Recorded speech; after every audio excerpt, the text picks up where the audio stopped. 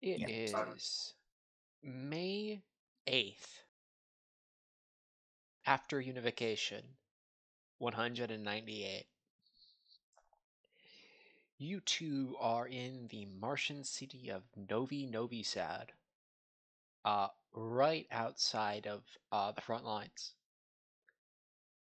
If you were to look up, you'd see, the black inkiness of space along with some stars.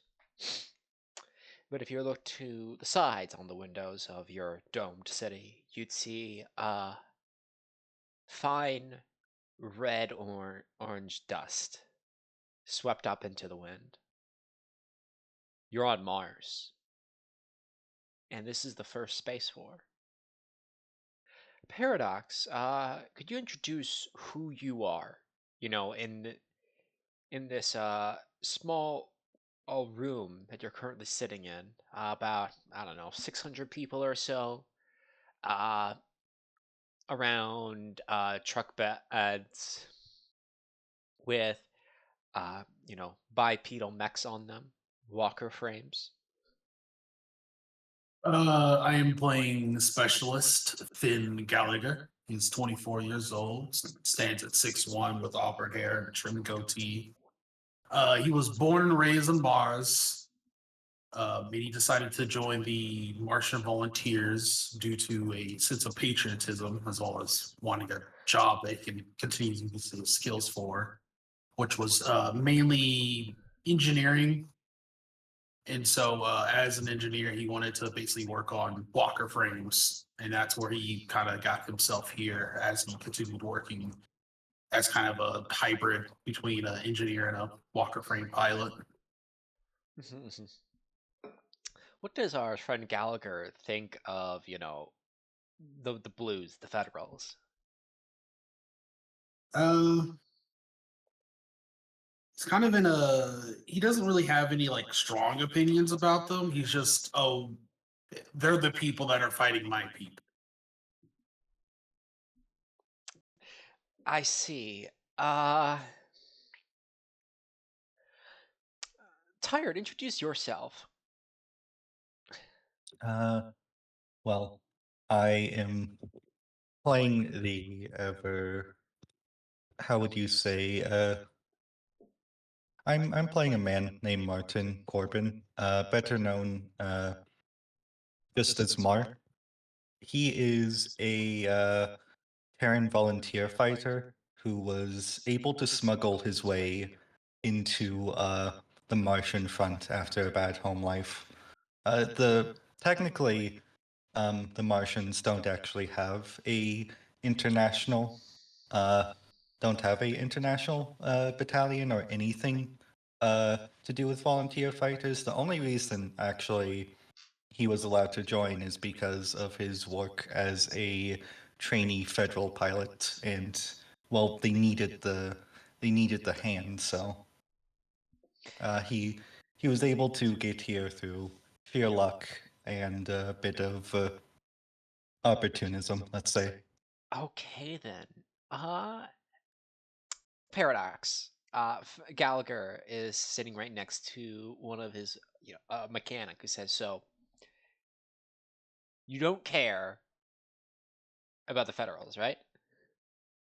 Not much. Doesn't care for him. He's an eight. He doesn't like that much either.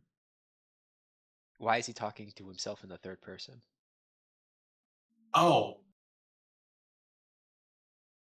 I just realized you were saying he's saying that. But Yeah. you're asking me a question again. Uh, Mm. Yeah, Ian just says, I don't really care for him.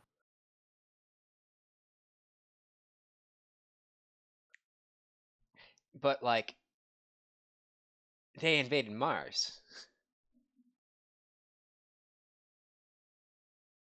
You gotta have Well, some opinions.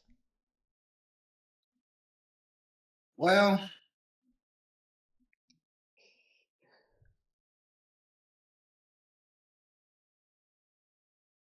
probably the only thing I don't really like about him, but they probably feel the same way. Mar, I'd like you to roll me a keen awareness check. Ooh.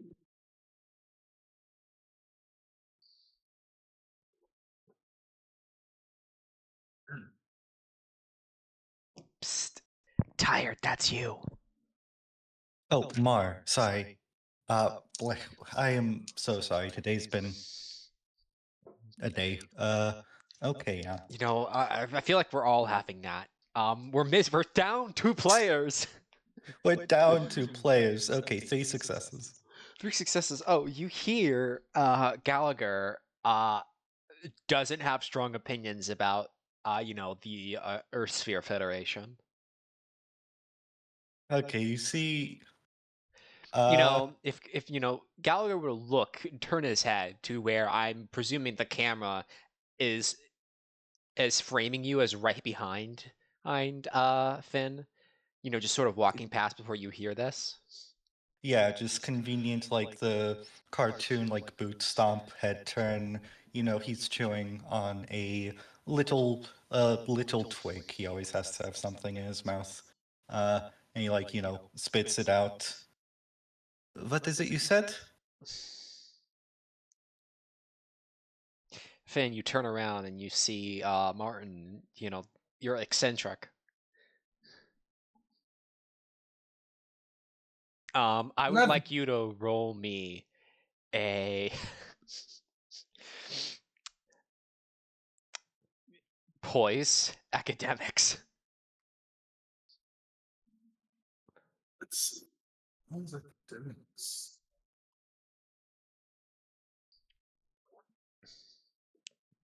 Hmm.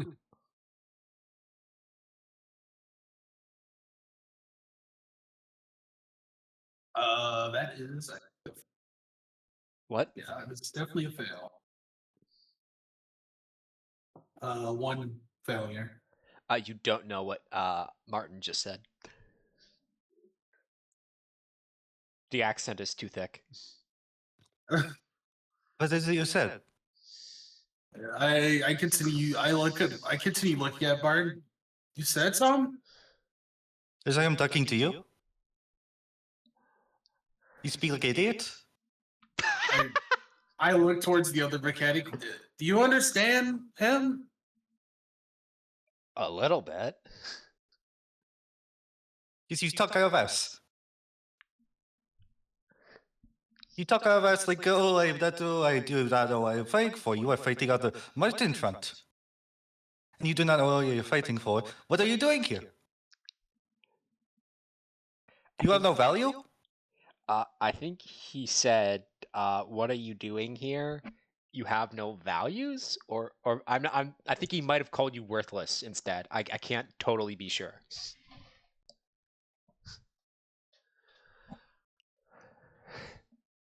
Uh, Gallagher just kind of laughs to himself, really loudly. He just laughs really loudly, and kind of just brushes off the berating from behind him, and he What is just so funny? continues what he's working on. Come on. You must have opinion on the federal.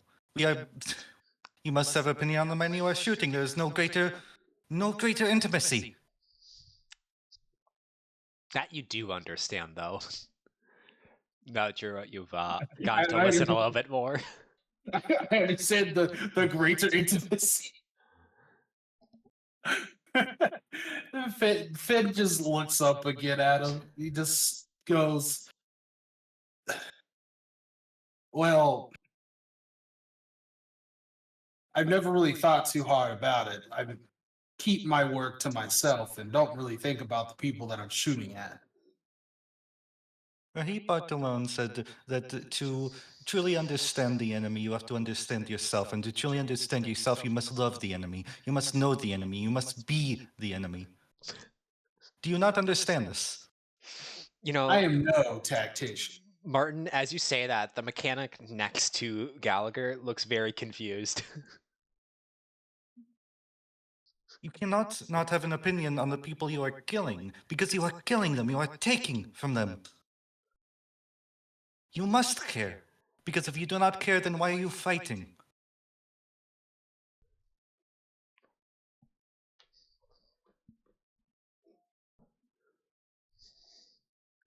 these are some good questions, but I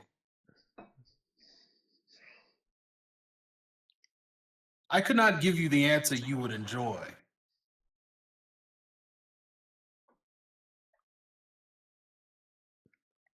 Well, I did not enjoy your first answer. Well, then I'll leave it at that. We have all the time in the world, friend. We are going to live for eternity. If you have anything to say, say it now. Martin, you know that you've been called here along with a bunch of other crack pilots for some kind of mission. This battalion you're currently sitting in a depot with is ad hoc. It's purpose built for your mission, whatever that is. But if you were to look around, you'd see armored cars, not half tracks, APCs, uh, trucks with walker frames on the beds, massive truck beds. So, and there's at least 16 walker frames in this room. That's a lot.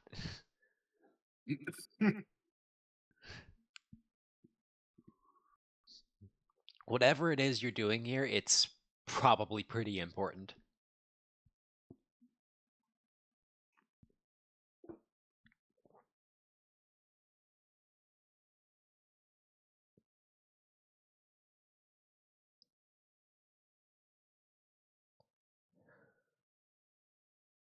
Marlike gets a little too personal, a little too close.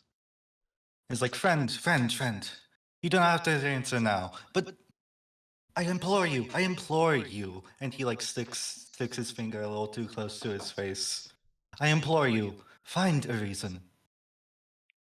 Because if you cannot find a reason, then how can I trust you not to turn your gun on me?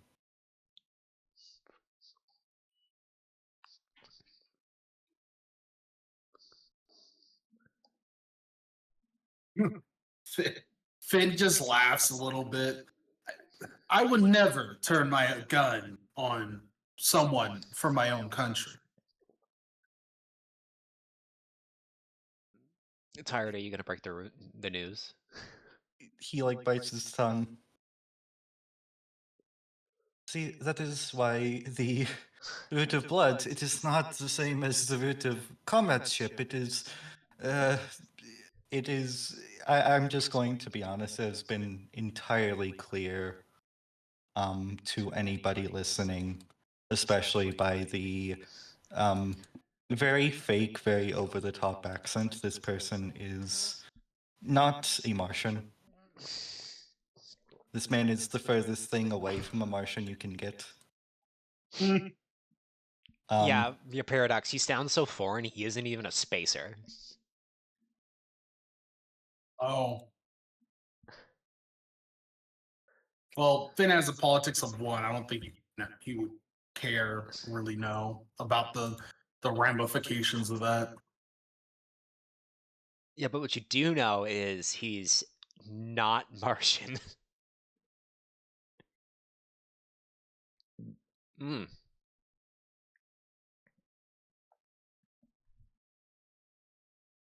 Well, it seems you ended up in the only battalion where that actually seems to matter.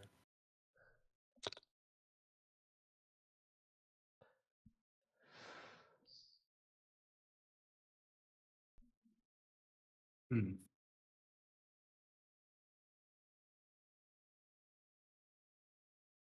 Finn just goes back to his work. He does not really know how to interact with that.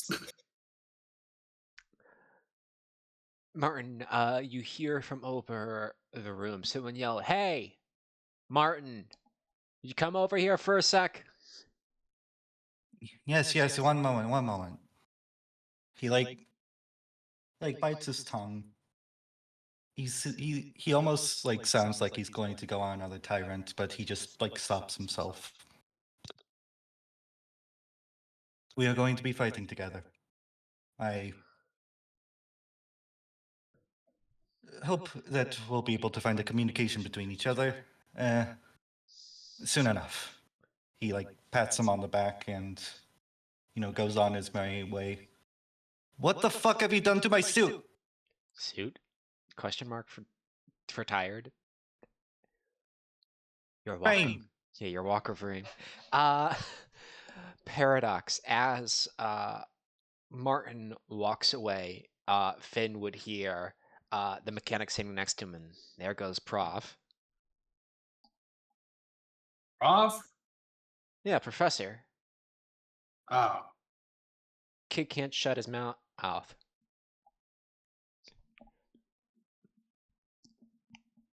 Well, maybe you'll figure it out. Yeah, just don't say anything that could set him off. Otherwise, you and I are gonna keep hearing whatever nonsense he's spouting.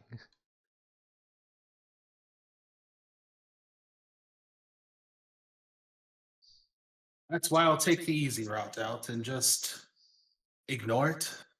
Yeah, but you might be able to ignore it. I can't. Especially if he starts yelling over the radio. Fair. Martin, you get to your walker frame. It's on a flatbed truck. A really big flatbed.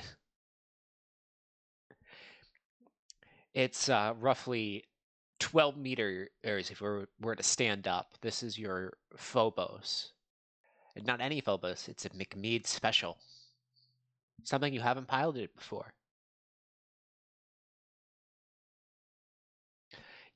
Back on Earth, the only stuff you ever piloted were, quadrupedals, Tillsburys. Old stuff. This is top of the line, I say, looking at its total score of 14 equipment.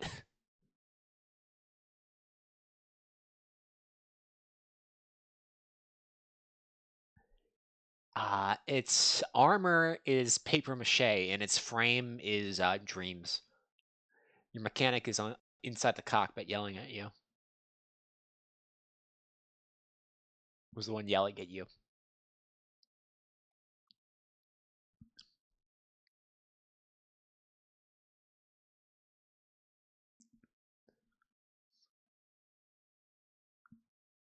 What happened? Tired? Sorry, I thought you were still talking to Paradox. Nope, talking to you. He sort of looks over his own McMead special and just looks over to his mechanic. And what have you done to my perfectly good frame? He looks down at this and says, Martin, what the fuck did you do to the air filter? The air filter? But what the fuck do you mean, what have I done to the air filter? He puts his finger in and brings out sludge. What the fuck is this? He squints his eyes. Listen, it's the tobacco industry of Terran. It is a despicable thing. It's the work of pig. But here on Mars, you have the most gorgeous. You grow the most gorgeous of the. You grow the most gorgeous of the cigarette. I couldn't help myself. Why are you smoking in your cockpit? Where else would I smoke? Outside. Oh, outside, make it everyone else's issue. You think I'm that jackass? Well, you're making it my issue. Better to be your issue than the issue of everyone else. He throws his hands. You are the one, they are the many. Tired you. You're killing this, by the way. He says, he slaps his hand on this. This is top of the line equipment. There's only 1,000 of these things. And your idea of treating your walker frame which is very special, like this. He points down at the air filter in your cockpit. This is your idea of treating it nicely? Do you have any idea how hard it is to make one of these things? When I will not. This is the personification, the image of our friend McMead, right? It is nothing simple. It is nothing fancy. The thing is, I am me. I am my suit. I am this walking buffoon, McMead. If I cheat myself, if I smoke myself, then so will the machine. Do you not want the pilot and the machine to be disconnected? Do you not know of Gloria Ozov's first principle when it comes to piloting? You are the machine is you. If the machine smokes, so do it. Well, if that's the case, next time it gets its arm blown off, do you want me to take a shotgun and blow your arm off too? Please, if the machine gets its arm blown off, then I will most likely be dead. Do you not know of the impact of the metal? It is. Listen, if it is such a big deal to you, then let me clean it. She is my beauty, and she's my beauty more than yours. I do not want to make an enemy of you. Give me that. And he takes the towel and starts scrubbing. You're sitting in your leather seat. I have a question. Mm-hmm. How much combat has Martin seen? Martin, I think at this point, let me double check. He's 28 years old. The war's been going on since before you were born. He's, to get to the point where he is in now, I imagine he's actually seen a bit of combat, though he has specifically never gotten a kill. What does he think of Walker Frames? Conflicting opinions. Sure, he's read a.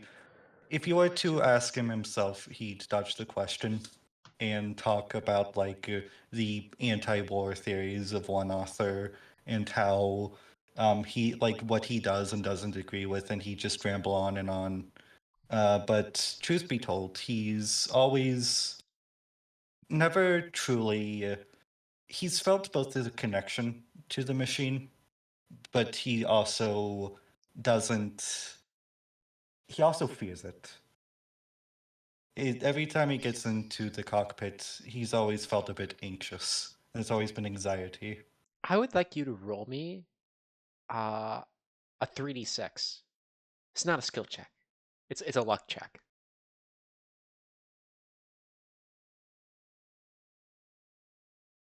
Okay, that's going to be a 2, 3, 5. And your total is?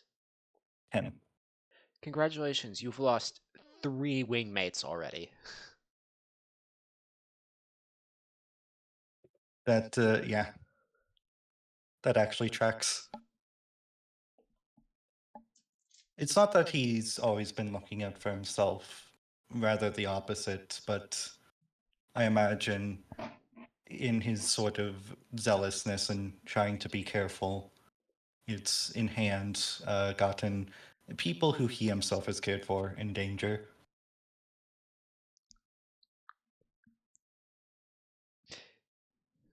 And though he has not gotten a kill, I imagine part of the reason he's here to begin with is because he's more of a sort of assisting unit. He's able to draw fire and get objectives done.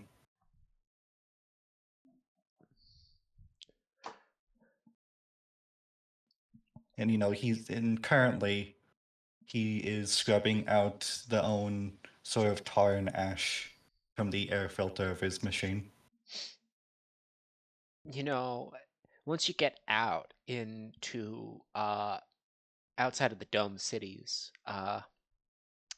that is going to be your lifeline between your internal oxygen and, suffocating to death.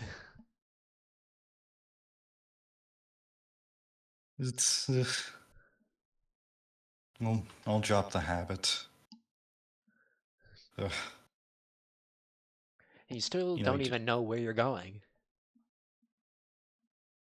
they've been speculative of everything here. More speculative than I like. They're usually open about, even to me. Me, of all people, he, points to himself. Is this entire thing zip? Must be important if they gave me a suit like this. Psst. Walker frame. Fame. The voice in Martin's head.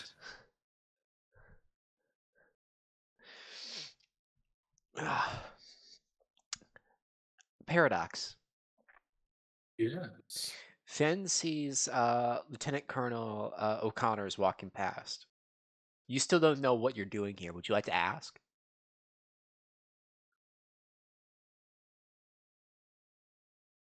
Finn's not the man to ask. Just point him a direction. He'll do it.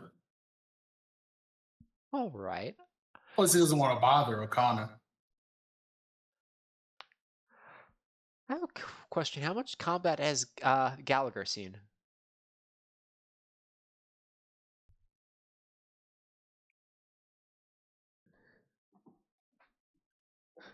I'm still trying to remember if y'all do tours. No, you're not doing tours. You're an active military. They once you sign up, they don't let you go unless you're missing a limb. Yeah, my brain always is always working in tours, so 2 tours worth, if anything. Thing is, isn't a tour a non-standard unit? Yeah, it's like half a year to 4 years. So just say 8 years.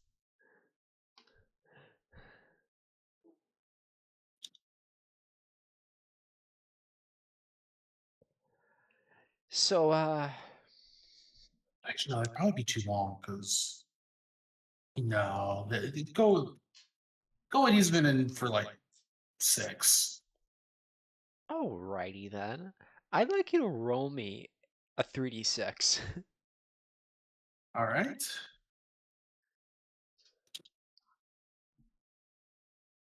12. 12. Yeah. You've lost one wingmate in this war. You've seen some combat. One wingmate. Not as bad as could be. It could be much worse. What do you think of the Walker frame?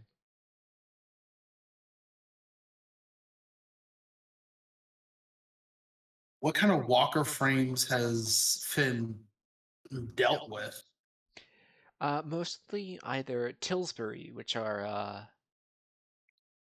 a Tillsbury isn't very impressive, but it is the first federal Walker frame that is built to be a Walker frame for the military, as opposed to taking a tractor and slapping armor and guns on it. This, the Phoboses around you are pretty nice looking.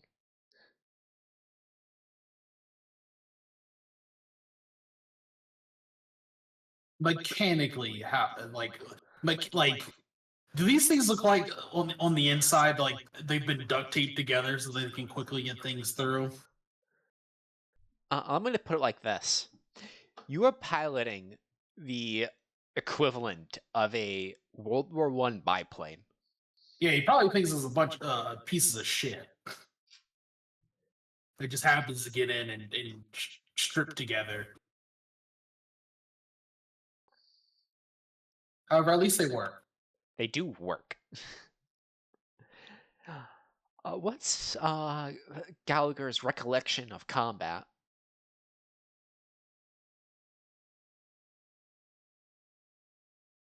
As like emotional or as in like just memory of like what happened?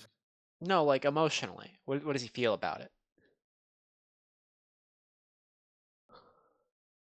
slow until it's really fast. I see. Kind of like a roller coaster. Have you ever scored a kill? Maybe like one or two. You are piloting a custom walker frame that you helped make. It's one of a kind.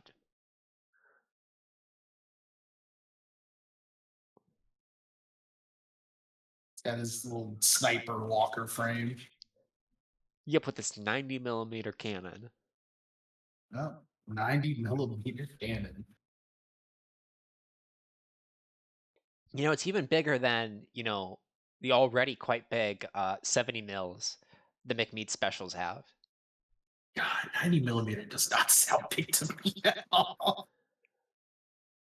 You think about that until you realize shit like what like a 60 millimeter on like a modern IFV can do. When you just have to worry about piercing the target, it's more than enough in a lot of cases. Yeah, I mean it'll do better And against like light skin and other IFVs, no, but like against even like a tank, it'll have problems. no, even against tanks, like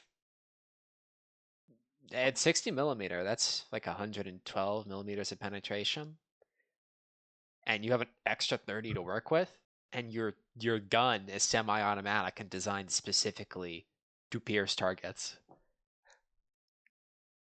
Yeah, it depends on the tank.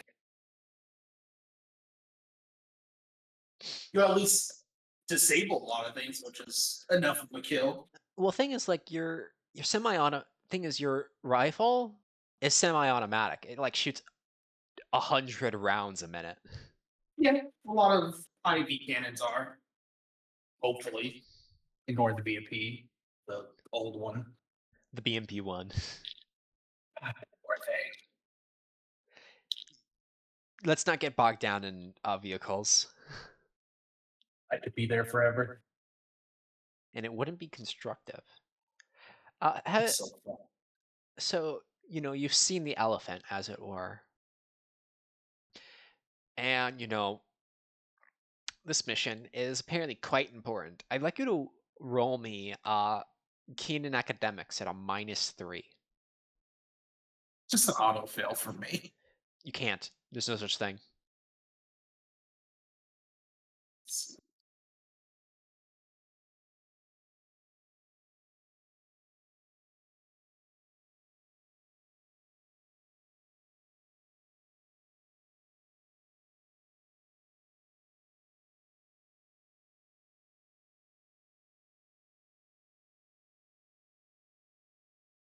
So the threshold is 2. I actually somehow just met it. So you got 2 on 2d6. Yeah, That's a yeah, I got 2 That's ones. a critical success.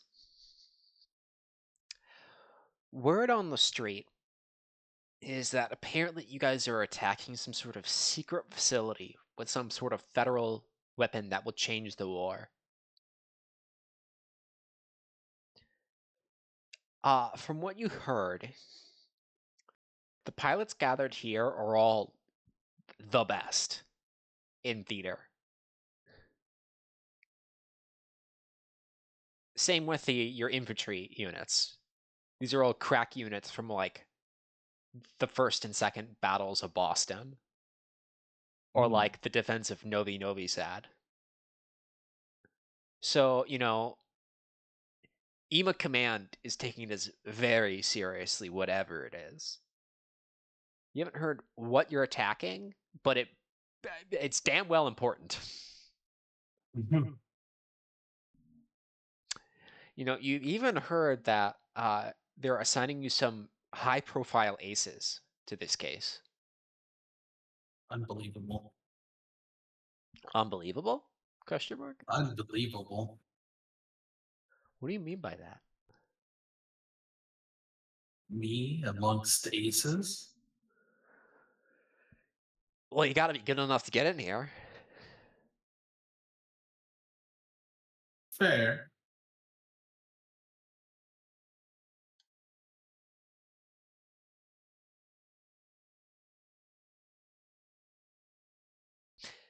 Martin, I would like you to make me the same Yes. roll I asked Gallagher. Could you repeat it? I would like you to roll me uh, keen awareness -3.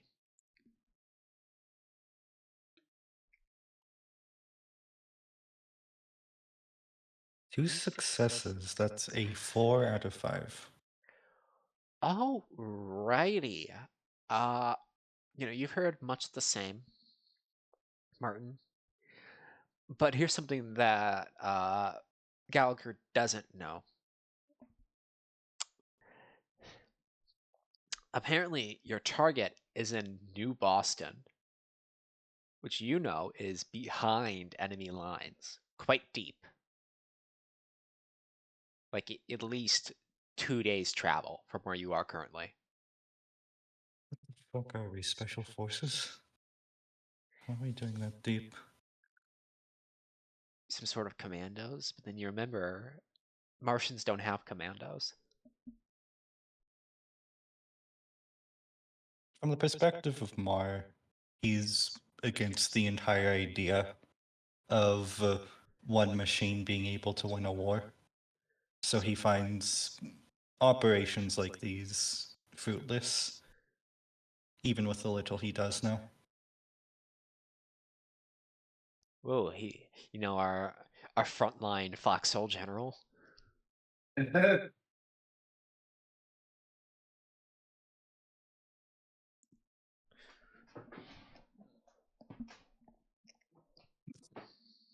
If Mar, was in charge, what would this column be doing? Oh, this column would, of course, it would be trying to it would be trying to support the front line. It would be trying to take strategic cities. It would be doing anything other than, like, if his assumption is right, some fancy suit that's only going to be given to like 50 pilots, some Wonder Waffen, isn't going to be the thing that should be the objective, shouldn't be the main objective. He's not here to sink the Bismarck, he's here to like win the war. Factories win wars. Rifles don't. I see.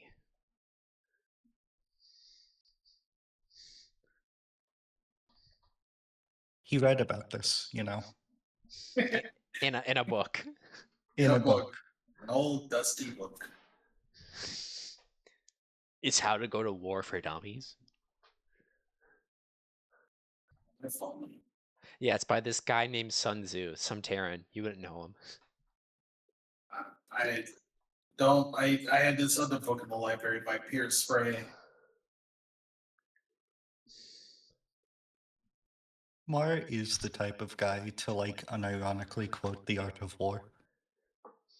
My favorite part about The Art of War is that it really is just a War for Dummies manual.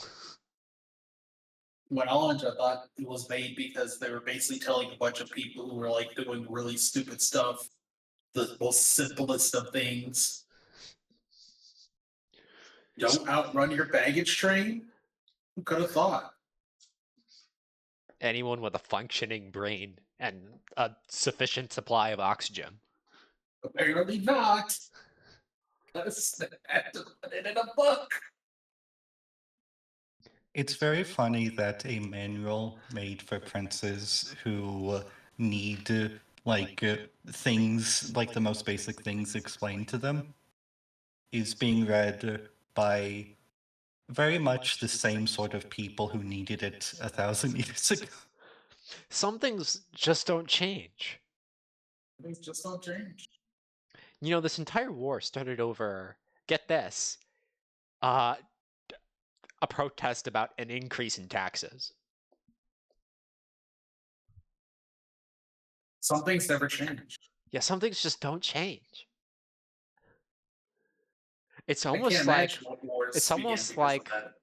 it's almost like we're living in a process of thesis and antithesis that are constantly combating one another.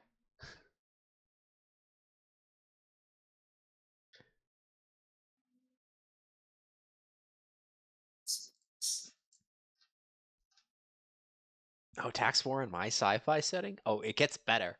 Uh, the Federals didn't commit enough force during the first phase of the war to really take a lot of ground in Mars or defend it. So, like, the war has mostly been cities in the north sending units down to the south to get the crap kicked out of them, and then the Martians doing the same, but sending them up north instead of down south.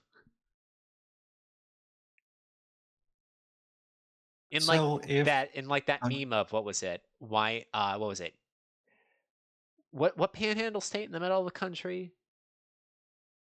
I think it's like Panhandle State? no, it's not. It's one of the rectangle ones where it's Wyoming, I think, and Montana, and the What do you corner right of the state clips into a different state. And the meme is just uh, the Gmod ragdoll effect as it flips. oh, that. Yeah, flips between the two states on who gets it. You've been basically doing that for the last, I don't know, 46 years. God,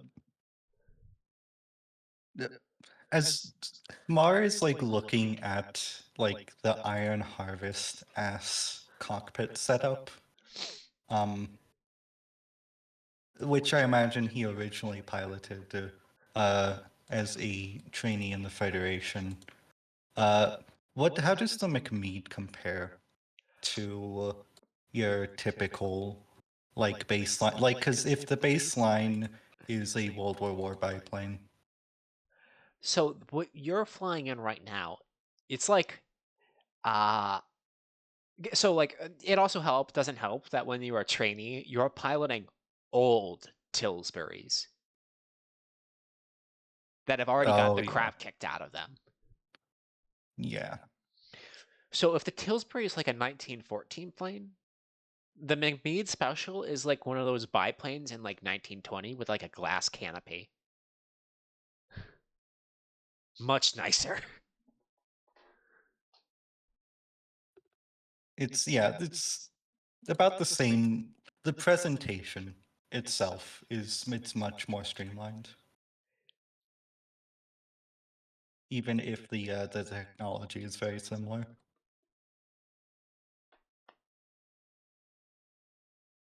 He'll he probably hold his tongue after mumbling like something stupid like bourgeois, like bourgeois cockpit, and then realize, wait, no, this is a Martian. I'm just imagining your mechanics are so confused about the things you say. He's used to it at this point. Well, I have stretched out everything I had planned for 45 minutes. Let's just wait for someone to show up. Fair. I've done more than my fair share.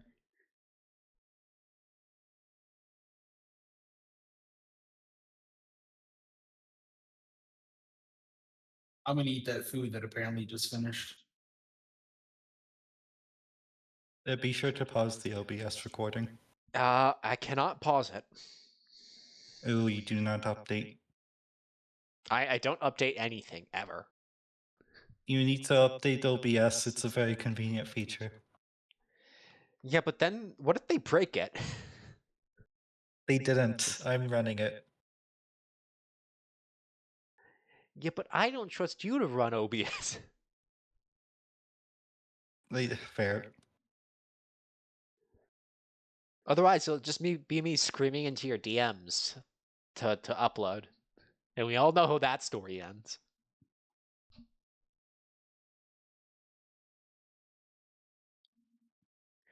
Plus, sometimes these breaks can be quite funny. Mhm.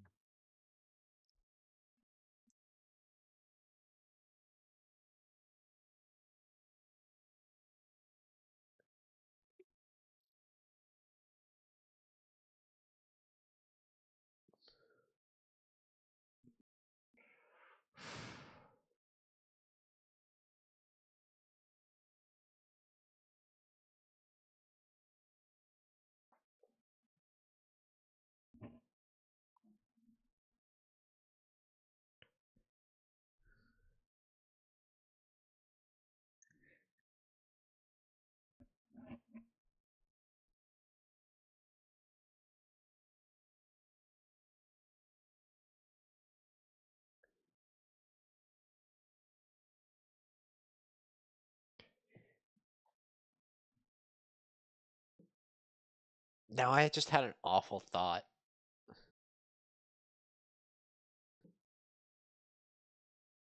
Hmm. Toxic yaoi tension soul fanfiction.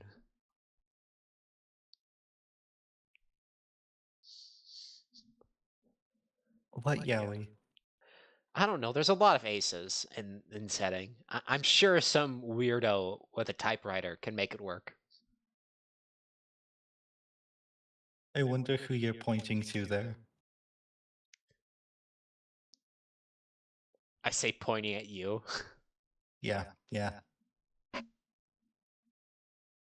I'll get to it. I'll bring out the whole thing.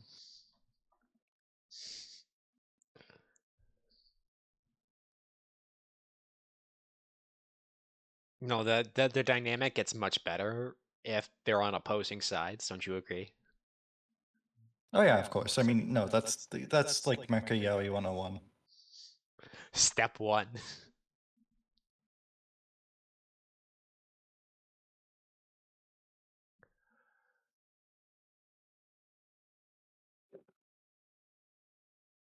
Enemies to lovers. Keep up. No enemies to haters. It's same thing.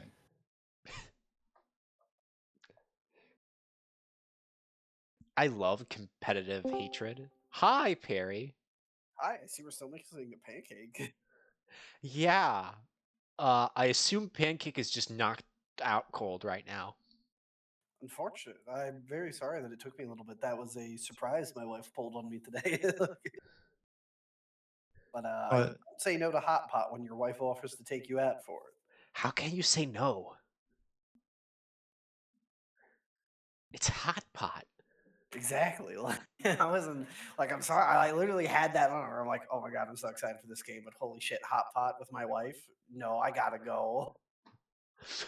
Um, I can't blame you, dude. I can't. Paradox, Gallagher, Martin. I'd like you to make me a poison awareness.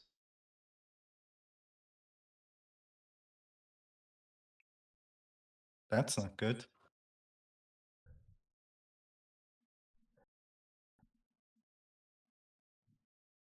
Two failures.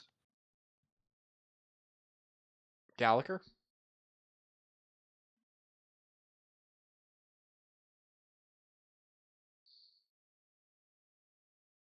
I believe Paradox is eating food. Paradox is dead. Rip. Long live Paradox.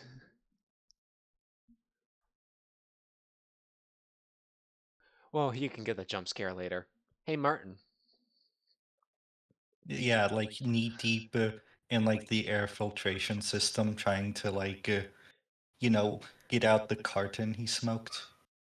Yeah, of your cockpit's air filtration system that you need to live when you go out on sorties. You know that one, the one your little life literally depends upon. It's not like he can get like more cancer than he probably already has. No, it's the suffocating that's the problem, actually. Anyway, You see, when you breathe out air, it's not usable to you anymore. You see. yeah, I see. You see a shadow blocking your light above you. He like hazily looks up. You see a man in shorts and a polo.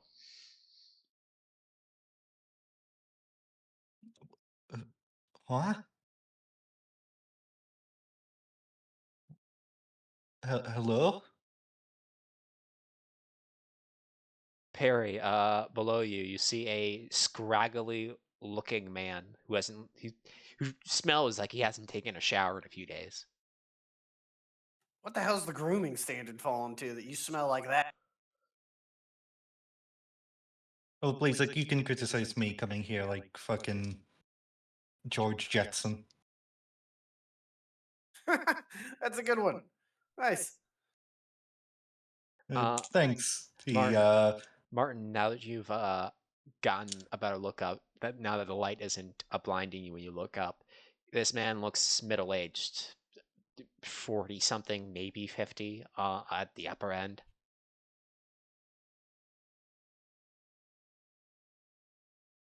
Something tells me that we're going to be flying together, right? Always am. Engineers typically don't look like that. Uh-huh.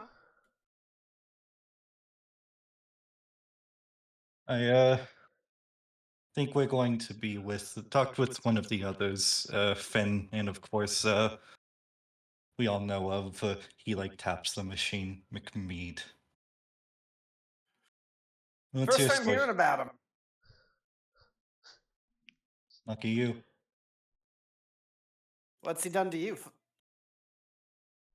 Oh, just that he's a cocky he's a cocky symbolism that just he's no special pilot. I do not believe in the idea of some fancy ace making headlines for the entire military.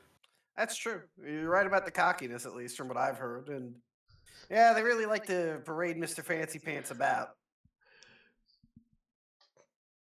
I mean, we're all, flying his mascot right now. Really? Everyone's in McMead Customs. Top of the line suit, so frame. Sorry, translation error. Ah, no worries. Well, I'll see you in a little bit, buddy.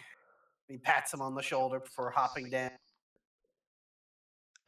You see Perry hop down, Mr. Shorts. Martin, then you hear one of your mechanics gasp.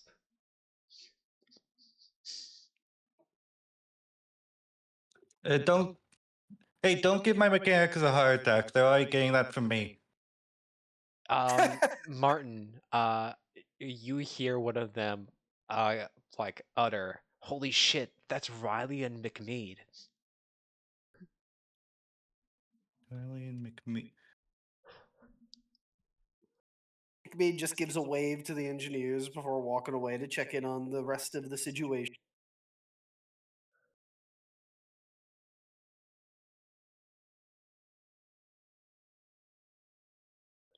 Or just sort of looks looks down, sort of a little dumbfounded, and then just gets in his seat like, oh, son of a bitch.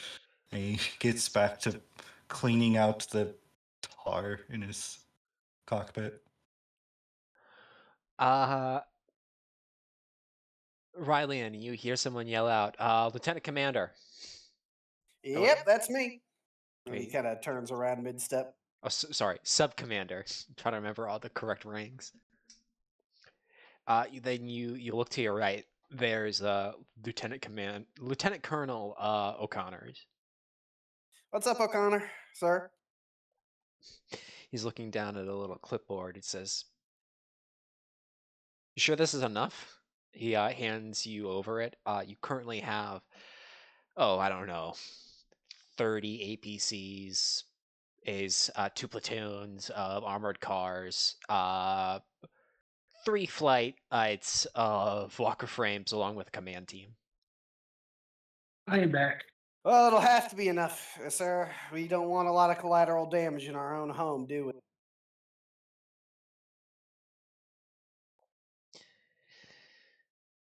Then he rubs his chin. Well, it is an important target, so Damn right it is. That's why we'll get it done quick and easy. Gallagher. So They can make me keen in awareness.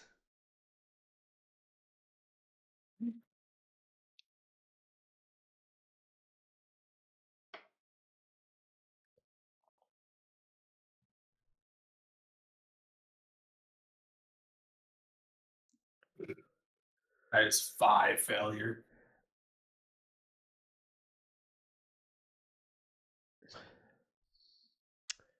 Rylian, you walk up to Gallagher, one of your pilots in first flight that you're going to be babysitting, as you know, the shorthanded ones.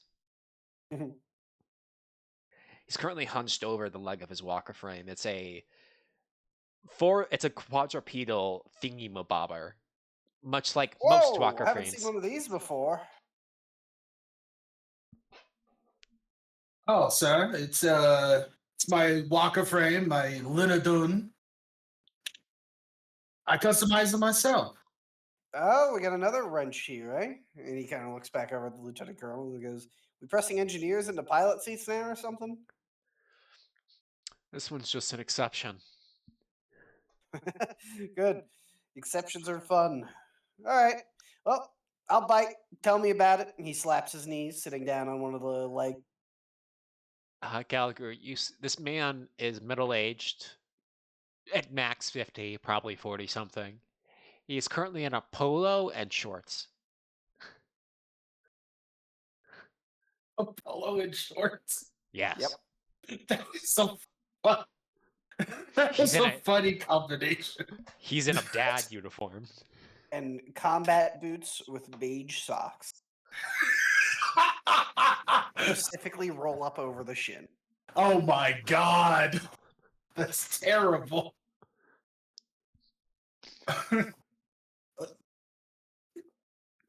That's too funny to me. You stun locked me with that one. Hold on. Take your time.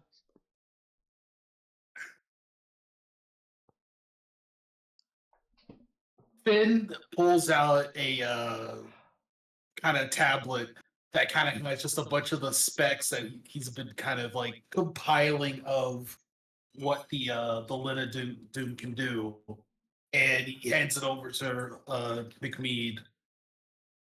McMee, down on it. It's a quadrupedal. Slightly dated design philosophy at this point of the war. Its armor is comparable to the Phobos's. Its reactor is slightly worse, but its real special feature is that it has a 90mm cannon built into the frame. Huh.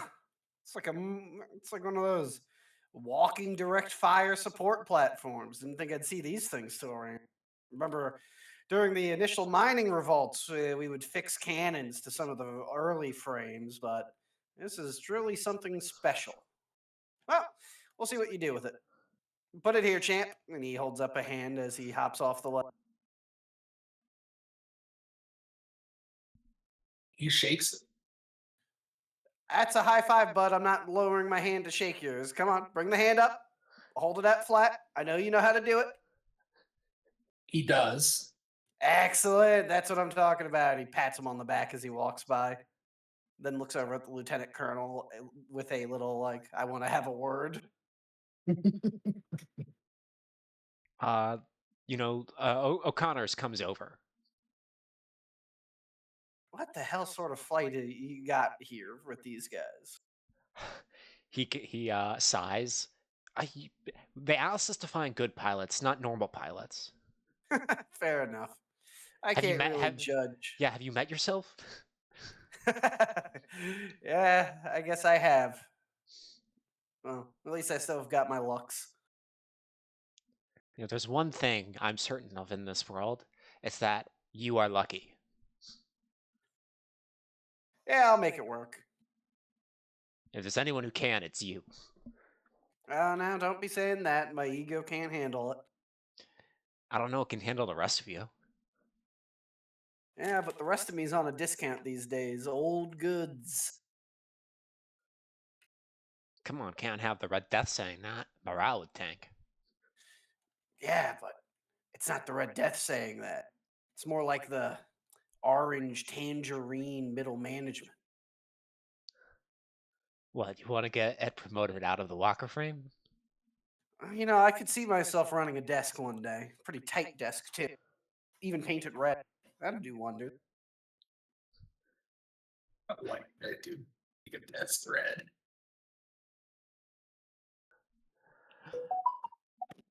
God. Well, Who am I kidding? Gotta win the revolution before I consider career switches. we'll do as Mars demands of us. You're damn right we will. He takes a look at his watch. Well, I'll see you in 30 for the briefing. Yeah, see you in 30. I'll try to be awake for it. Yeah. Is there anything Ugh. anyone would like to do before this McBean's gonna briefing? go take his nap. Martin, would you like to do anything before? Definitely take a shower after cleaning up his own air filtration system, and also hope he didn't accidentally get himself booted from the mission. The mission that he was denigrating earlier? Yeah. Hey, he was he's calling doing something, even if he doesn't agree that what he's doing is productive. I see. Does Gallagher want to do anything? Gallagher is one of those mechanics who you like see. Well, a mechanic who is like covered in machine oil all the time. He is constantly working on the walker frame. If he's not ordered to do anything or sleep, he is working on the walker frame. All right, then. I'd like you to give yourself a tuned pool of 1.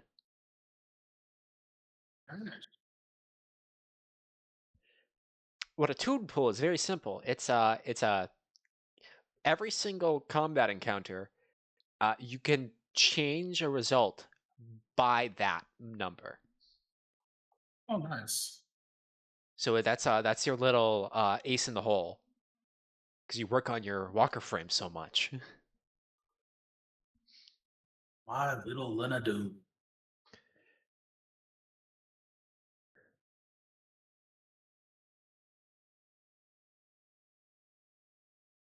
I need to transfer this sheet to the new sheet.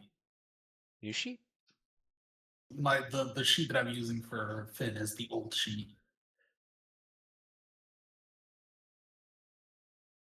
I didn't realize, so I was looking for something that was on the new sheet that isn't present. Yeah, it has been a couple weeks. Well, really, like a month or two. Some stuff has changed. But it's mostly just formatting. How am I doing with McMead, by the way, Gomai? I'm loving it. Yeah, I wish you were here earlier for Martin's weird ass rambling. He sounds like an absolute like lunatic.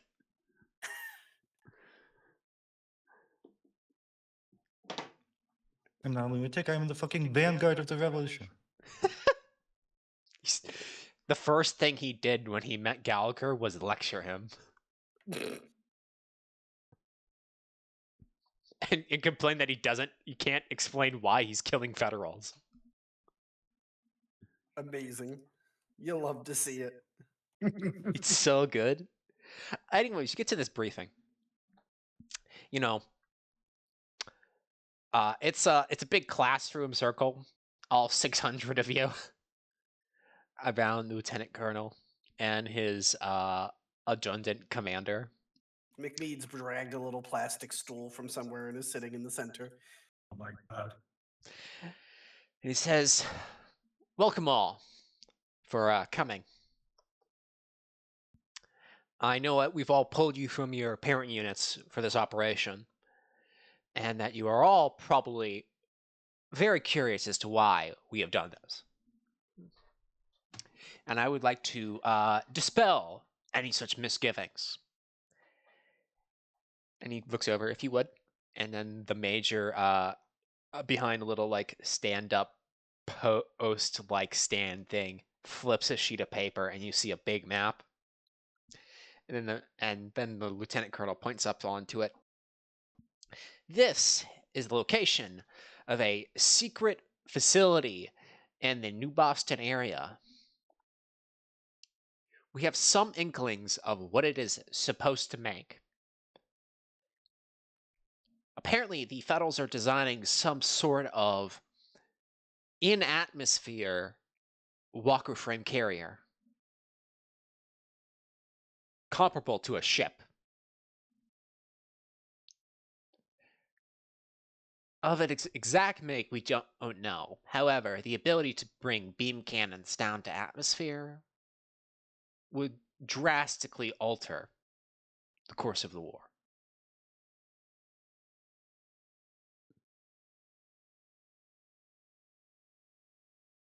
pancakes to take. McMead raises. Are the pilots like out in front, or You're is in. it? You're basically like on the right hand side. You're all together. Except McMead. He's on his little red plastic stool that he Oh found. my god.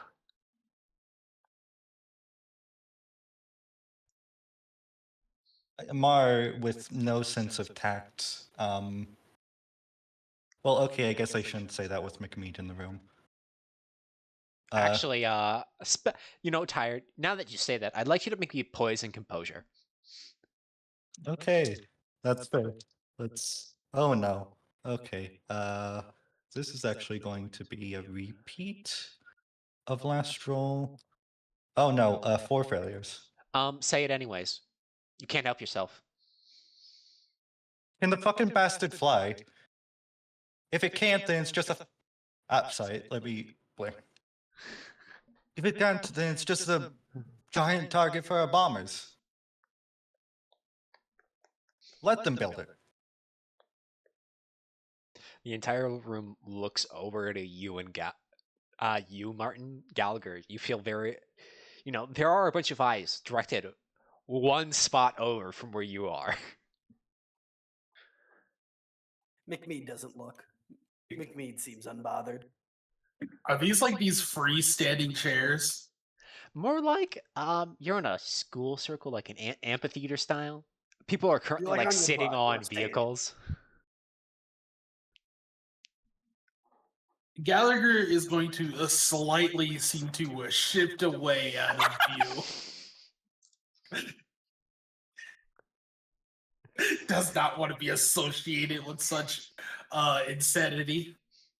Oh, I'm sorry. I'm afraid of a giant. I'm afraid of a giant target that hovers the ground. This sounds like a perfect thing for us. Son, have you ever actually seen what a beam cannon can do? I've seen what I've seen. I've seen demonstrations. I've seen the videos. I mean, I've seen what a kinetic cannon can do. Well, a beam cannon can fire indefinitely, can destroy the heaviest of tank armor, and can bombard the crap out of any armored or mobile formation we can throw at it. And that's not ought to include the fact that it can bring repair facilities for walker frames with it as it moves.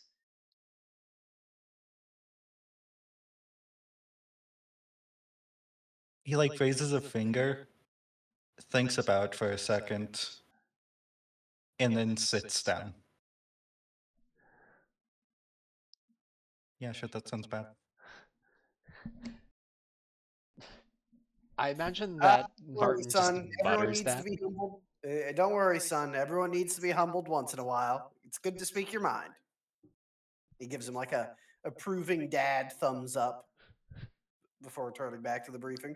You were saying, Lieutenant Colonel. Yes, I was. So, our jobs in all of this is we are to break through and avoid enemy contact until reaching our areas of operation, at which point we'll lead a quick assault on the facility creating this warship and then destroy it. So far as our spies up in orbit can tell, it's a factory only one of its kind. They, even close to where we are, as far as we can tell, it's the only one ever. And if there is another one, it's sure as hell isn't anywhere near the homeland.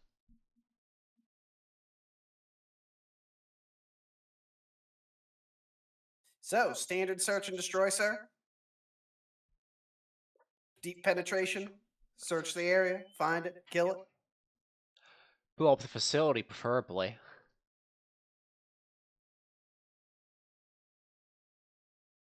Steal anything we can find of value. McMead, and if you pull off some real amazing stuff, you might even be able to commandeer it. That a challenge? I don't know. I think he could pull it off. Red Death. No, not Well, let's see.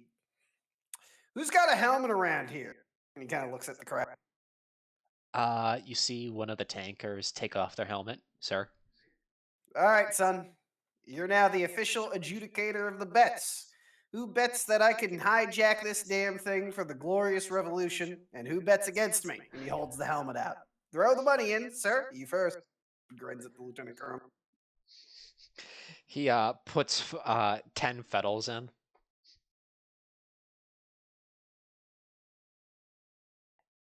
Yeah, McMead will just have the tanker go around collecting bets to kind of lighten the mood. Um, Gotta raise morale by making people think that the Red Death is so confident that we could just steal the damn thing. Gallagher, Martin. The helmet comes to you. Do you bet on McMead's ability to steal this warship? Martin takes out his own hat, drops his wallet in it, then hands it to the man. Not against. What about you, Gallagher? Gallagher bets to 4. I see. The red man shall steal a suit or walker frame. It's not even a walker room. He's going to steal a ship. That's what you're betting on. Oh God, a whole shit. You know what? Why not? Don't care. You just toss in 2 fetals. Still a whole ship. Well, sure, fuck it. Why not? You know that means that you will have to steal the ship too, right? Did Martin just come to the realization that he's bet against himself as well? Martin has come to the realization that he can rig the game and then realize that rigging the game would be treason. Shit, fuck.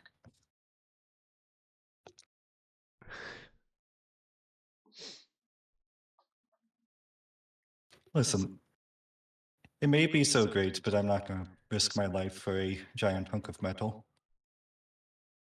McMead can do whatever he wants, though. I won't stop him. Then Lieutenant Colonel starts yelling out names of officers, and then he gets to the pilots. He says, Lieutenant Gazvoda, you'll be in charge of second flight, along with, he looks down at the list, Buns, Michael, and he looks at the name, Vaco? Vaco? Am I saying that right? And then someone yells out from the crowd, "It's Vaca, sir."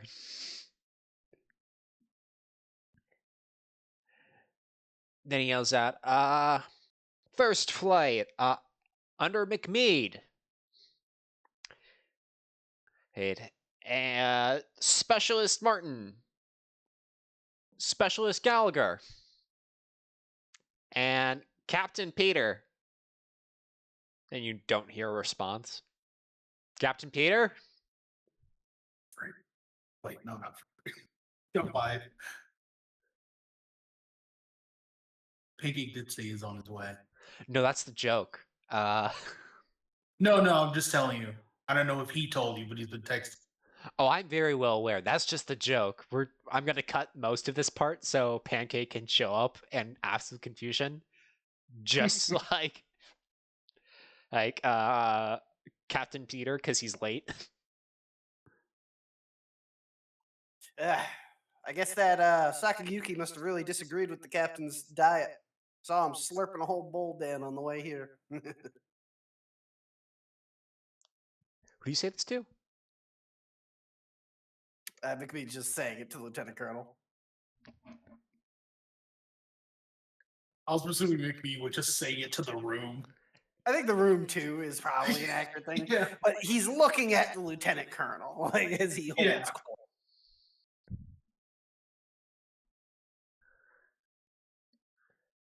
Sorry, can you say that again? I was Paradox sent me an updated sheet. Oh, literally just that McMead said it to the lieutenant colonel, but more broadly to the room. By the way, how many narrative points?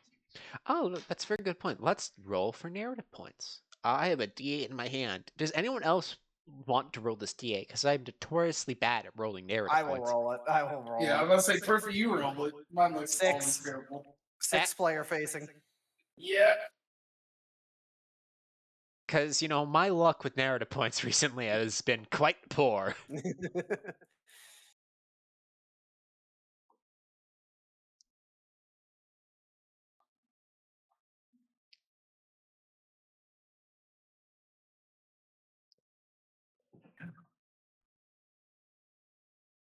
No, but to answer your question, Perry, I didn't hear what you said about Captain Peter. Oh, basically, McMead was saying, I guess that sukiyaki he was slurping down in the mess hall didn't agree with his diet. And then O'Connor's looks, what's sukiyaki? Don't worry about it. I'll get it to you another time. You haven't been hitting up Little Earth, have you? Wouldn't you like to know? And he taps his nose.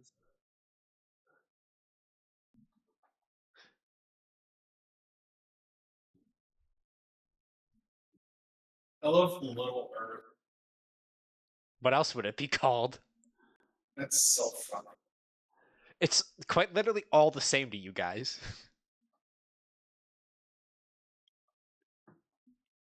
Except maybe Martin. He might understand the difference. Yeah, they're all the same. Us Terrans were all the same imperialist. It doesn't matter. Gallagher, you hear that?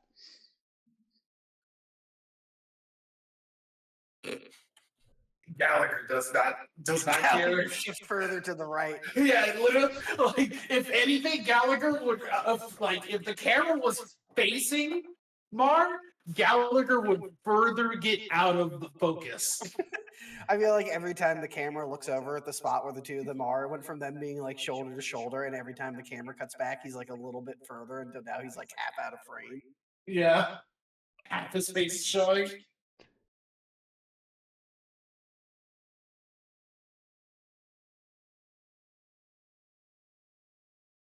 Isn't that right, Finn? And he looks over. Oh, Worse. Gallagher's probably just talking to a random person next to him. Not really, though. Just miming the action.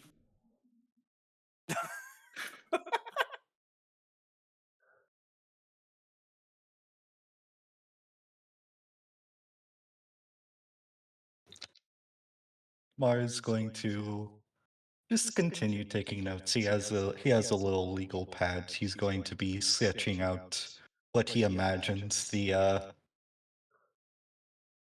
big bad machine to be, and it's just going to be like a tank with a carrier attached to it, like it's some sort of truck. God, don't let Mar be a paralegal. He's the court stenographer. Oh God. Half of the people reading over what the stenographer wrote, and it's just half just such and said something about the proletariat, and it just continues over and over. Just inserting stuff that wasn't even said. You put Chicago style citations on it. Oh my God. You don't understand. It literally says something about the proletariat. That the words as written. The words as written something about the proletariat. Oh, every time when Terran pops up, Terran imperialist is the caption.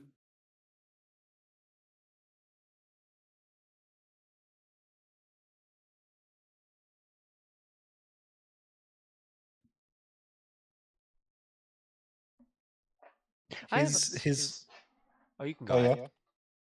No, his idea of the Martian Revolution is like very much like the federal what federal propaganda thinks the Martian Revolution is. However, he believes that's a good thing. You're joining the war on drugs on the side of the drugs. Exactly. Yes. Also, great time for you to come back, Perry. Excellent. We're talking about Martin's political beliefs. Oh God. He heard all the federal propaganda about the independent Martian army, and he decided that sounds like it fucking rules. Gallagher, Fair enough. what do you think about being under McMead? Gallagher has no knowledge of McMead besides what like propaganda there is. What he's If seen there so is far. much, yeah, He is which is much. He is So Gallagher is Gallagher just thinks he's like every other Martian. no. As far as you know, McMead is Death Incarnate. He is current Ace of Aces. He's one of the most dangerous men you will probably ever meet. And he looks like a dad. He looks like your father. Kind of acts like it too.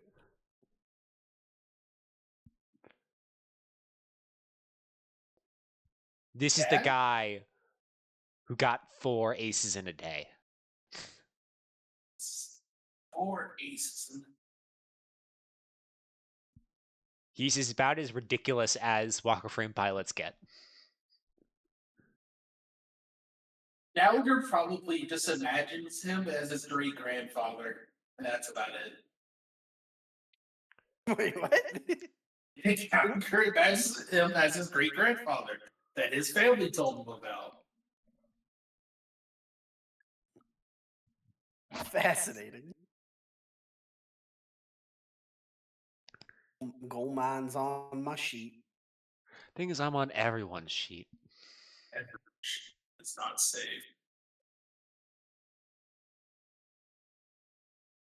Sneaking on my sheet. Yeah, I'm gonna graffiti it, and I'm gonna put "You're a poopy head" on it. I wouldn't see it.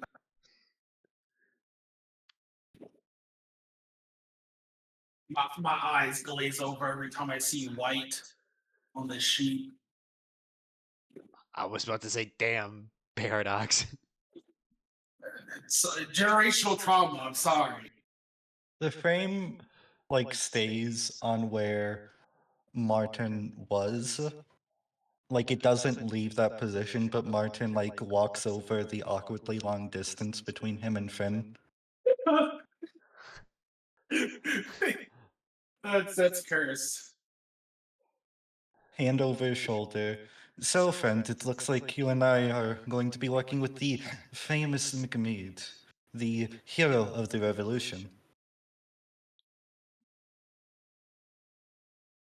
Finn just looks over his shoulder at fucking Bar. He just goes, "Is that your view as well?"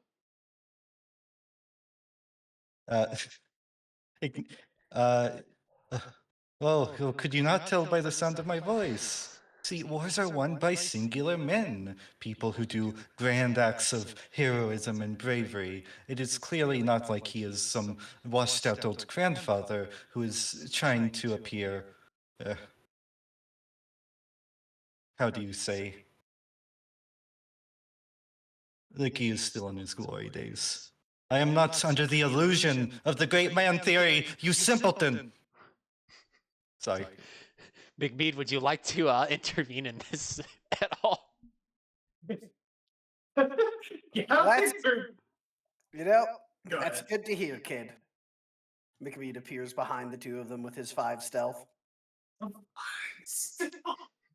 Because why not? No mind can verify. Oh, it's hilarious. We made some funny people. Just pops up into frame. Yeah. Yeah, that's a good point you bring up there, kiddo. And he puts his hands on each of their shoulders as he just appears. Great man theory really is kind of a load of shit if you think about it, huh? After all, you're totally right. I'm just a mortal man. But there is one thing I will correct you on. I'm not quite grandfather age yet.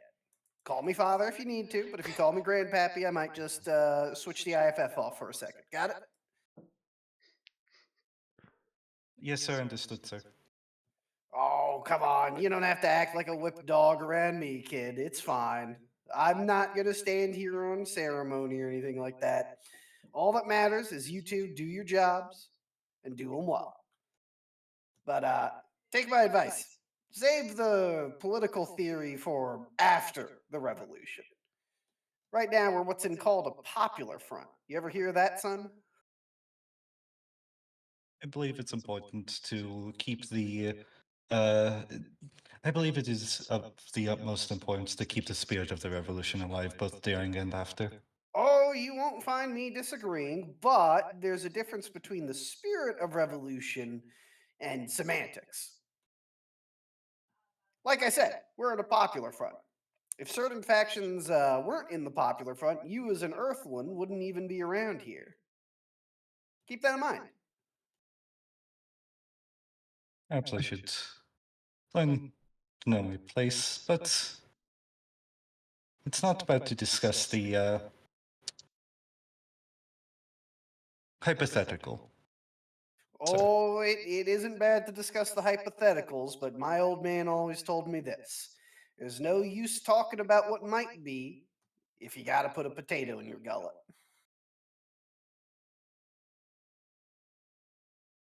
You catch my meaning, son? Well, I think sir, this is- my grandfather also told me things like that. Really? Smart man. So all I care about is my machine and keeping it working. You know what? That's a good way to think, pilot. But remember, potatoes are heavier than air. He pats them both on the shoulder. All right, get your shits together, get your cockpit sorted, do your last tune-ups and checkups, and if you need to say goodbye to a sweetheart, go say it. Though I'm guessing that's not an issue for either of you, if I'm being honest yet. Don't That's worry, such. we'll get you there. It's so backhanded. All that said, get ready to get the job done, kids. If you need me, I'm going to be taking my nap. With that, he slinks away. McMead, you get to your walker frame, take your nap. Any thoughts? Here we go again. You think this operation has any chance of succeeding? Any operation has a chance of succeeding. If you waste time worrying about the percentages, you'll be gasping for air. All he needs is a chance. I see. Are you at all worried about, your advanced age and all this? You're pretty old for a pilot. Yeah, I mean, I think on a certain level he is, but I think he's also accepted that there's no one else to do it yet. There's no one quite like you. Yet.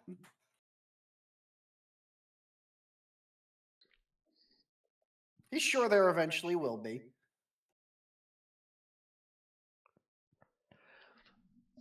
I see, I see. How have you painted your walker frame, as an ace, especially one of your prestige? Martian red. Yeah. So, what is Martian red exactly? It's like a.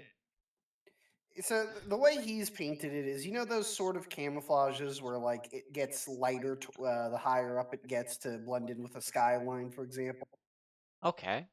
It's kind of like that, except picture the dust storm that gets kicked up from maneuvers on Mars. It's meant to blend in with a dust storm so that optically he could disappear into it. I see. I But see. if it stands out in the open, it's this nice dusty red that gets brighter towards the top until it eventually finishes in what is essentially a crimson or ruby or scarlet, depending on which history you believe. And how it's Kind of animated. headpiece. Yeah, exactly. Whether or not you're watching the OVA or movie version of this. Hmm. Or you're watching the original TV show, which was animated by 4 different studios, and in the every frame the head changes color. It's also off model most of the time. Exactly. So yeah, that's what I see it as. That kind of rusty red color until it gets to the very top of the head where it turns into a very much like clearer color. Uh, Martin, Finn, you hear someone yell out, "Has anyone seen Captain Peter? Yeah, I saw him. Where is he?" I think the last I saw him, he was still in the bathroom from the sukiyaki. How long can that man shit? Well, you know the saying. Better to shit while you're breathing than when you're gasping. Lieutenant Colonel That's shakes his head. I want to say, now that we are just straight up waiting for Pancake, that you guys are all killing it. I'm glad. I came in barely with like one remembered notes. Play McMead like a dad, like a revolutionary dad. That was all I had. Who's also the most dangerous ace to exist at the moment. For like, I don't know, the next 100 or so years. Yeah, exactly. Just for the moment. Parentheses, next century.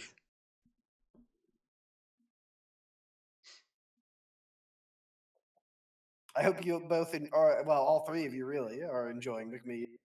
Oh, I fucking love I McMead. enjoy it. Um, It's familiar. It's always funny to play a character that's actually a canon character in the setting, but thankfully I GM enough games that it's kind of Thing is, you are creating his characterization as we speak. true. But I had the notes, so to speak.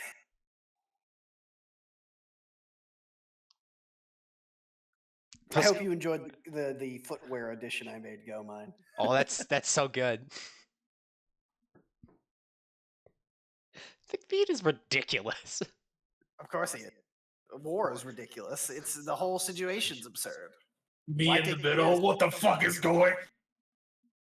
What is going on? You take it too seriously, you risk getting upset. That's a hell of a thing to say.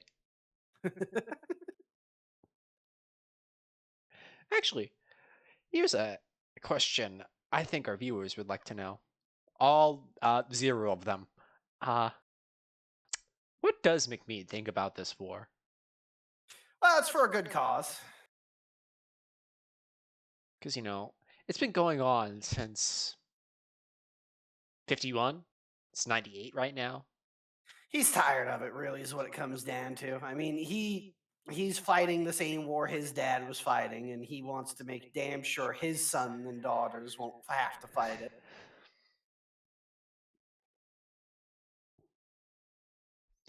Yeah, but, it looks... Actually, no. Please make me a keen in politics.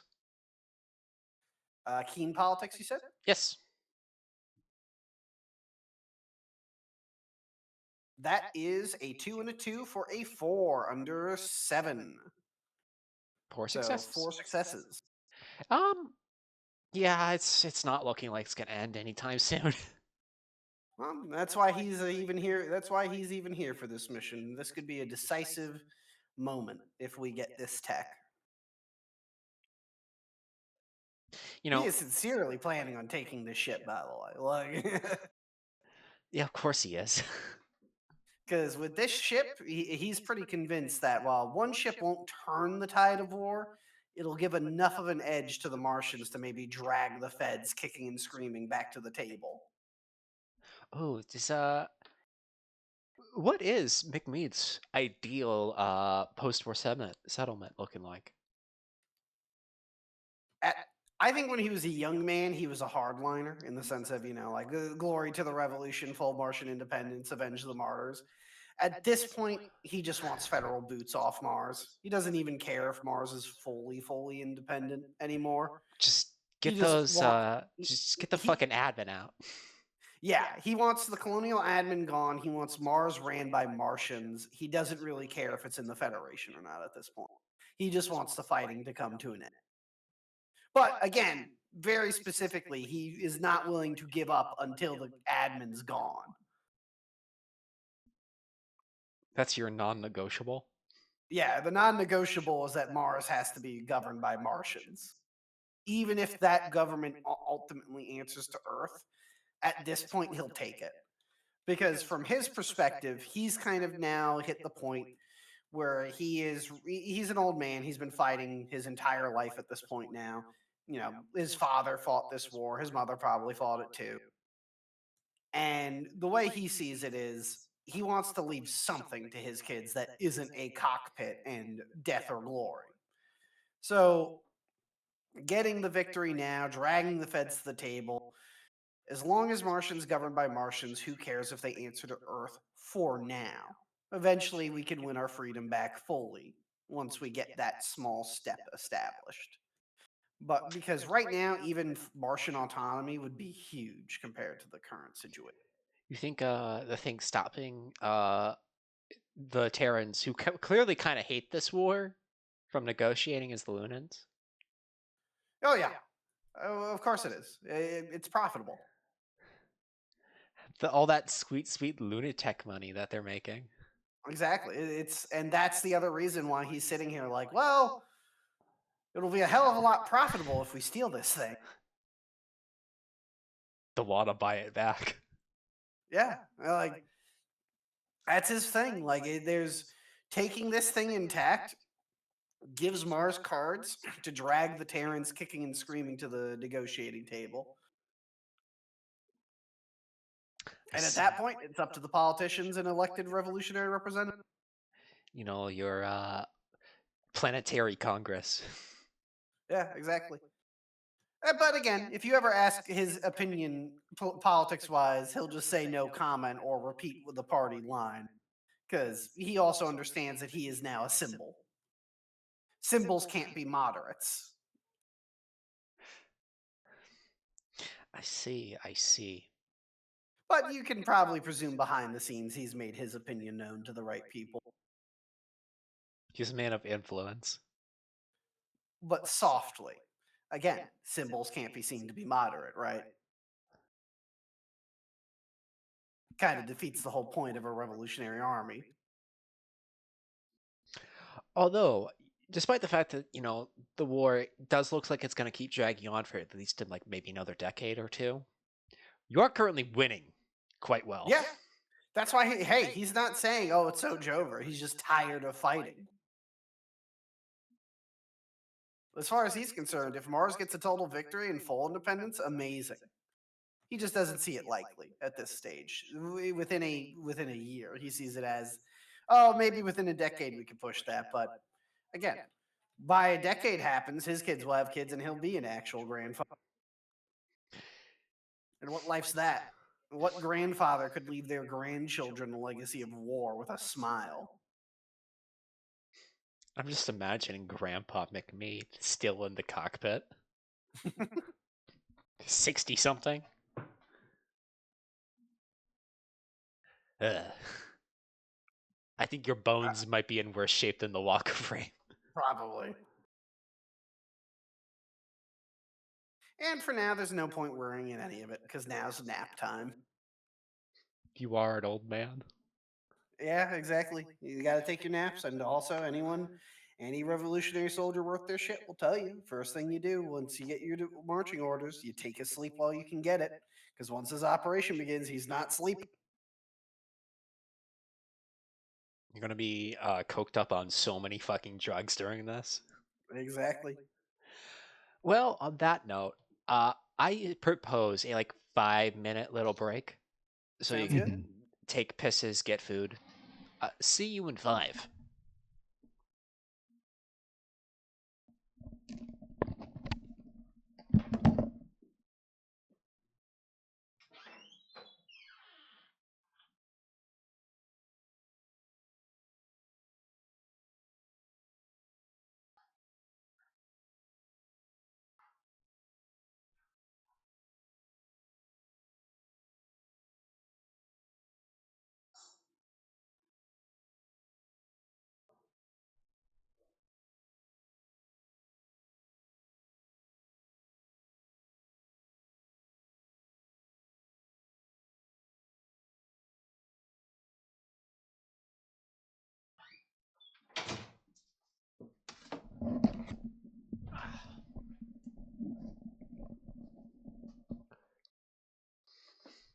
Ah. Who's still here? I am. Having a good time? Yeah. Hello. I come bearing Pop-Tarts.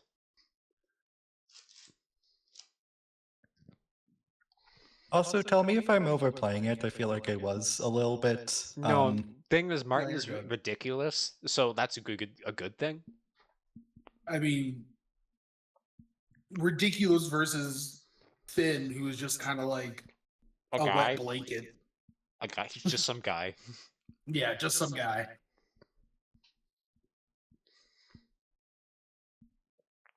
It is an anime after. Oh yeah.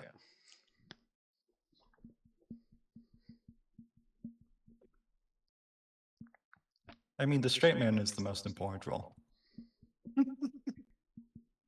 You have fucking McMead. Oh, you like McMead? McMead makes me laugh. McMead's great.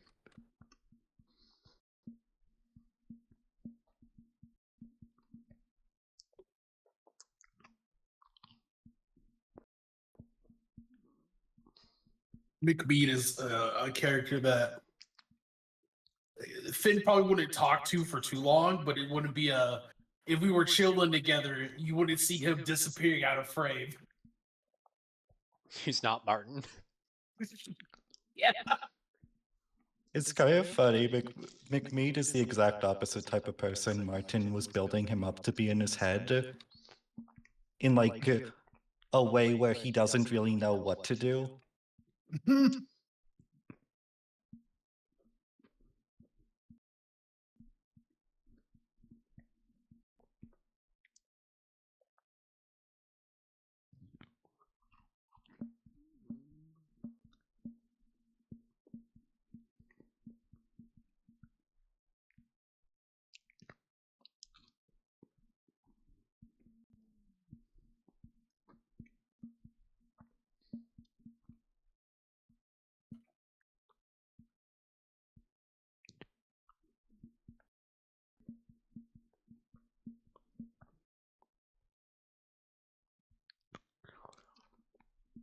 You know, I'm gonna be super interested how combat goes.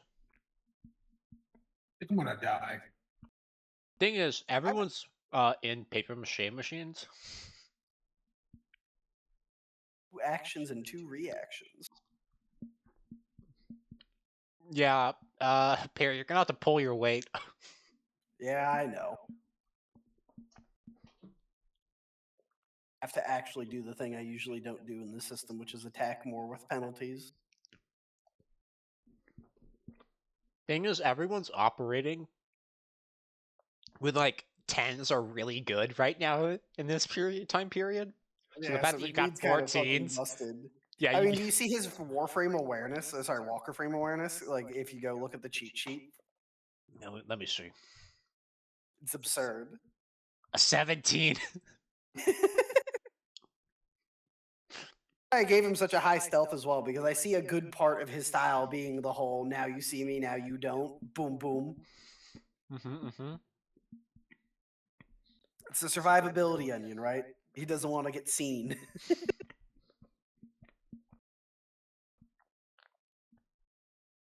He goes with the winds of Mars.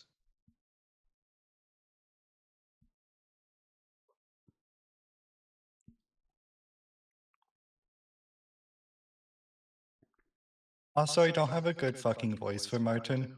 I've just been sort of winging it, and that's been very obvious. You're fine. Yeah.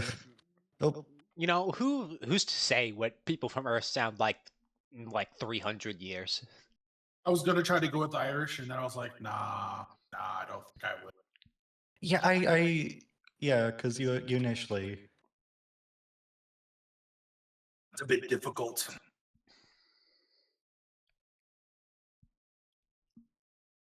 There's a lot of things in the accent that I would find difficulty in doing. Now I'm just thinking about the demo, Meet the Demo Man. Is that Scottish? I know, but like same vibe. I get what you mean. But yeah, Scotch would be easier, but also still.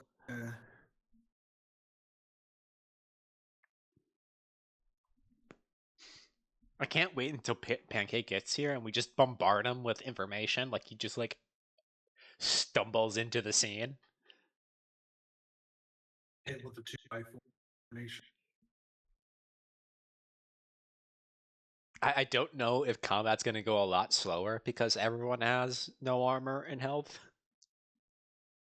or a lot faster.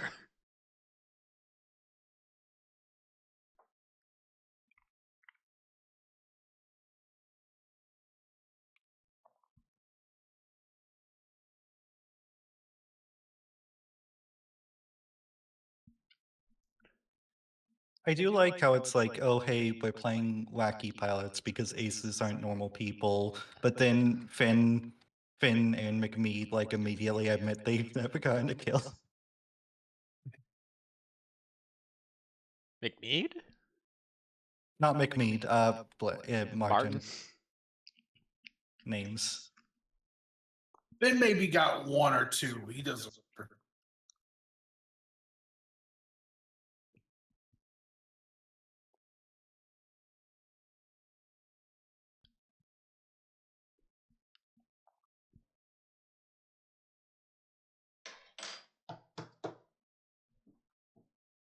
Well, we gave Pancake 40 minutes. Yeah, I will also point out, and I don't mean this in a let's rush it along type way, but I do have a morning shift tomorrow, so there is a degree of Alrighty then, we'll just get going. yeah. Sorry, I also want to wait for Pancake, but like he's quite late at this point. Quite late. It's what, 2 hours late? Yeah. Yeah, definitely. Anyways, I even rushed home.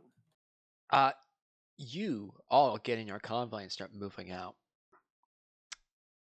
Martin, if you're in a truck with, you know, it has all your entire like mechanic flight team.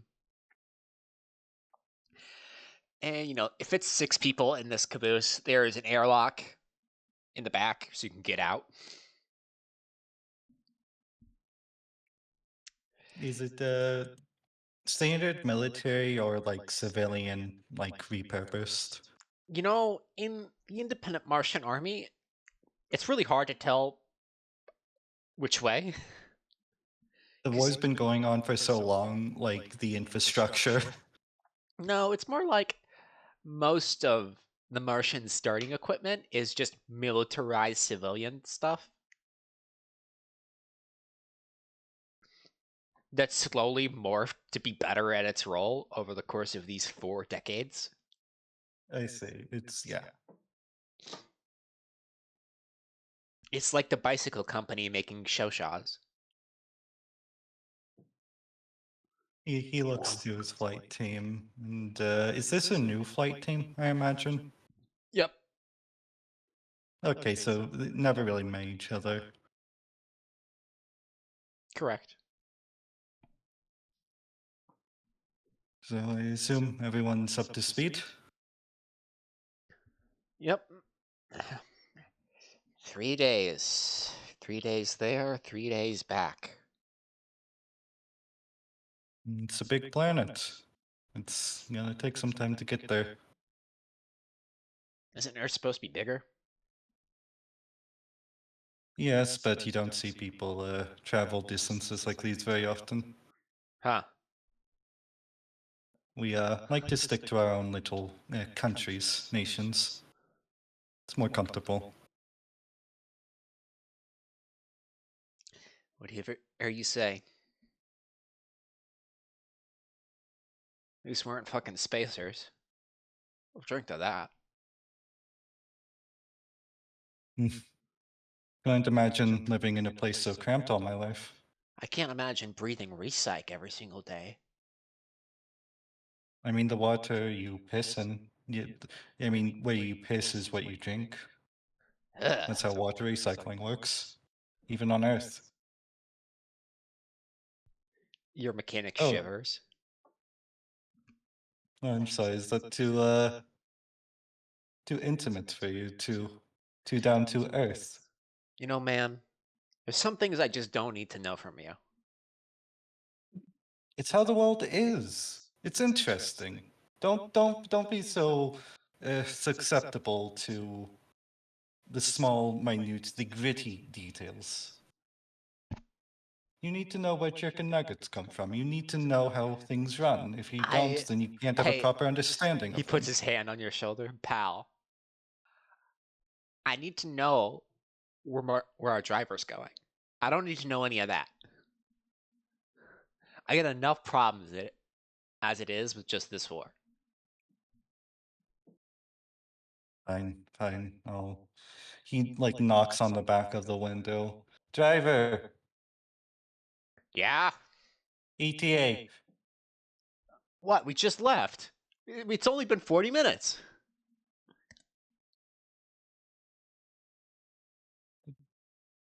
Just asking. Yeah, shut the fuck up, prof. Oh, I'm sorry. Do you want? Okay, okay. Do you want me to drive this thing? What are you offering? You know what? I will. I think I'll do a better fucking job than you. Well, I then saw how many votes we had earlier. when we switch out, you can take the wheel next. Yeah, I'm sure you'll have a lovely time in the passenger seat with me. Give all of everyone in here a bit of a fresh air. Fresh air? What the Now have hell to are hear you my talking? bullshit. McMade. Screen fades to black, then shows back up. The sun's a little darker now. Where are you?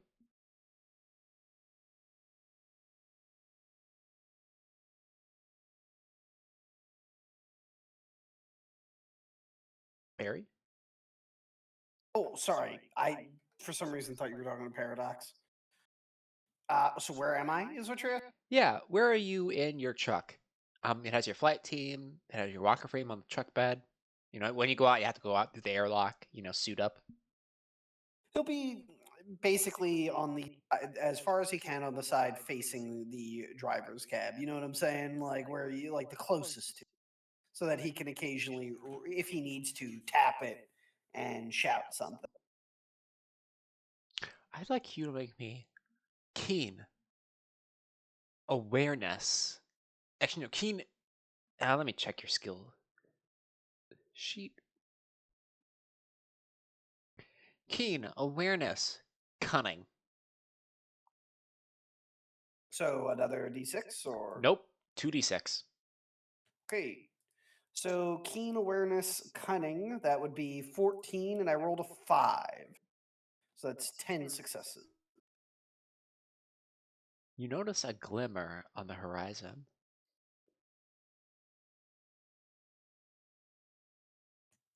All right, I'll turn my attention to it. When you turn your attention to it, what are you trying to divine from this? Just trying to make out what might be causing that glimmer in terms of if I recognize anything about it, if it has a familiar shape, a pattern, the reflection of light, even just the scattering of light around. Oh, right then. It does, actually. It's very familiar. You've seen it many times over the last 20 years. That's a Tillsbury. Hmm. All right then.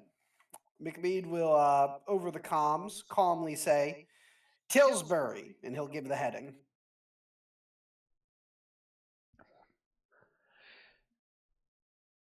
Gallagher. Gallagher wakes up. Mechanic like taps, like wakes you up by like shaking your shoulder. Lieutenant Colonel. Yeah. Lieutenant Colonel spotted something. All pilots are to mount up. Gallagher taps the truck. All right, I'll hop it in. He climbs up.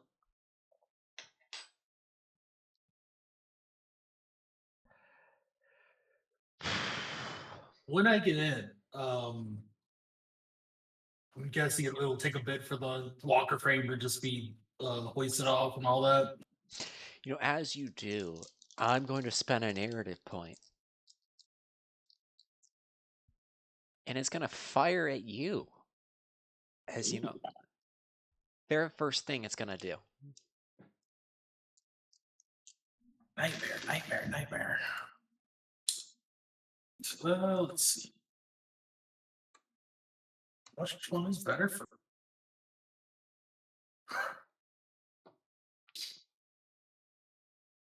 None of these are that great of an option.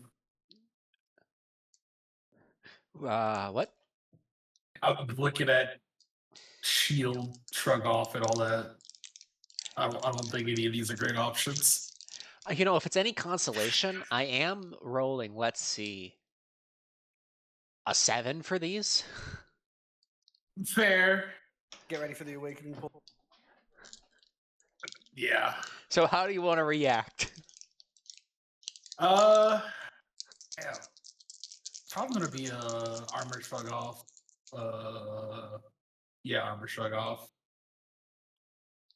Very well then. I'd like you to make me crit maneuver armor.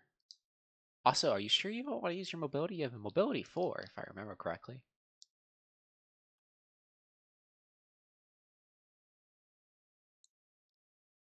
Did I? Your move is at 10. Yeah, I'll do that.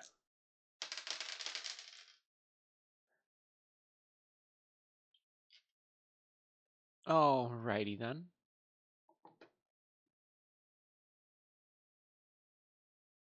Please make me a move check then. All right.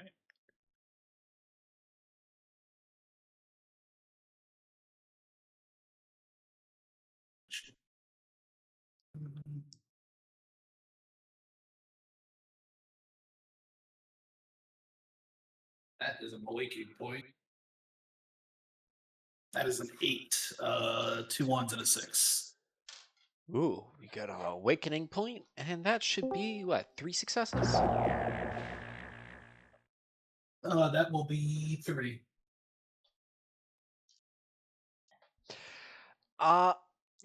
Please put that in your residual defense. You see a wire-guided, radar-guided ATGM smack into the ground right next to the truck as your walker frame stands up.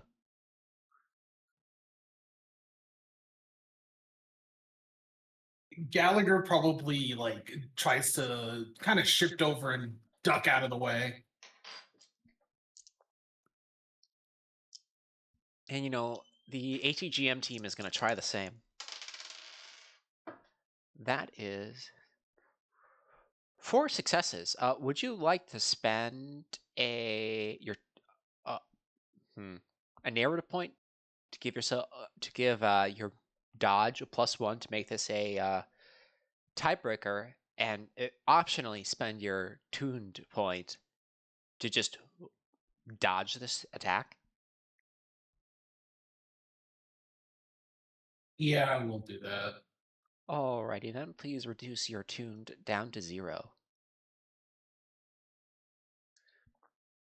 So the Lenodon walks up, and then you see another rocket coming at you. You move to the side, it flies past, and it's gonna pass to you, Peter.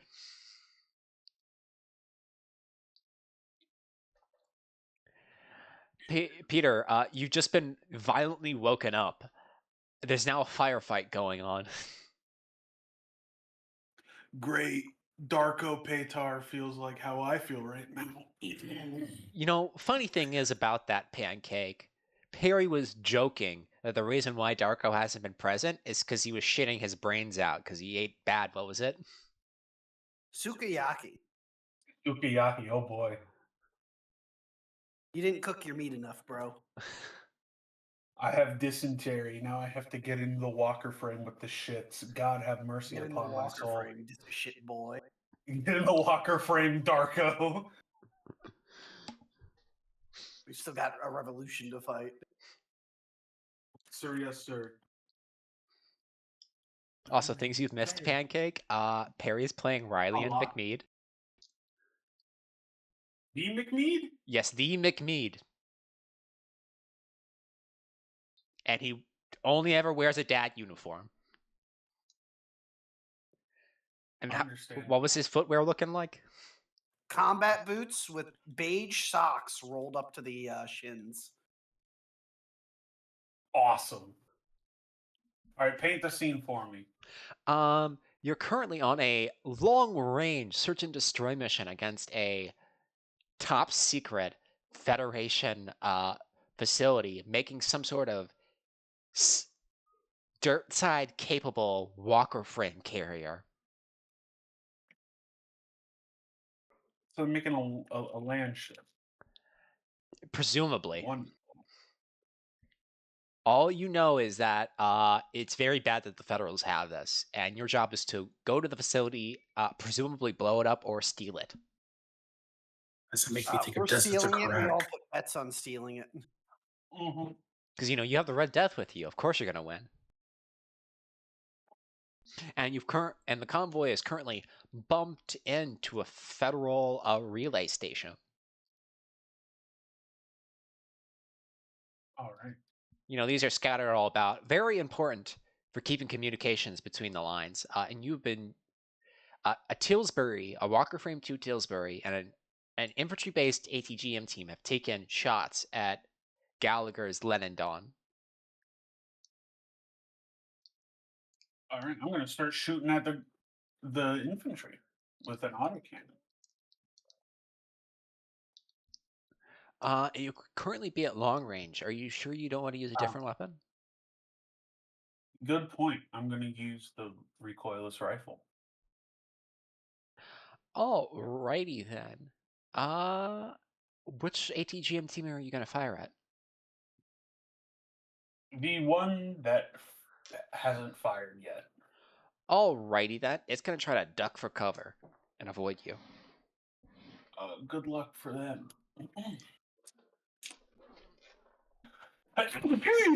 Please make me a tact firearms system.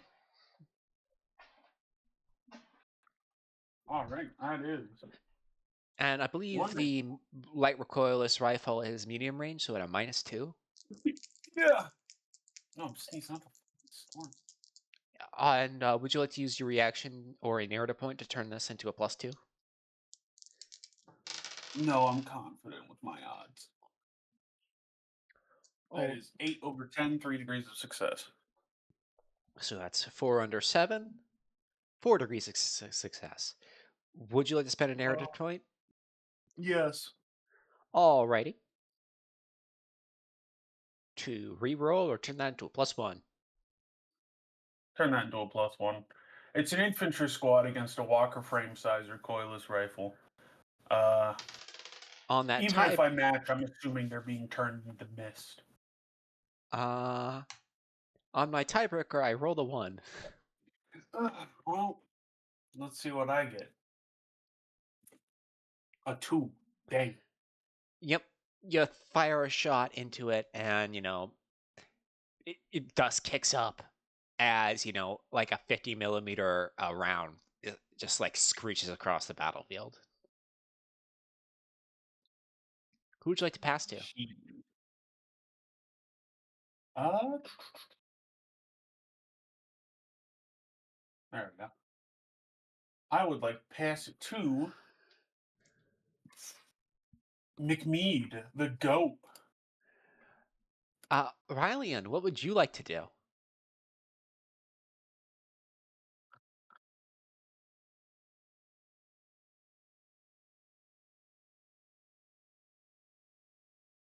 Barry? They got him. My God, they got him.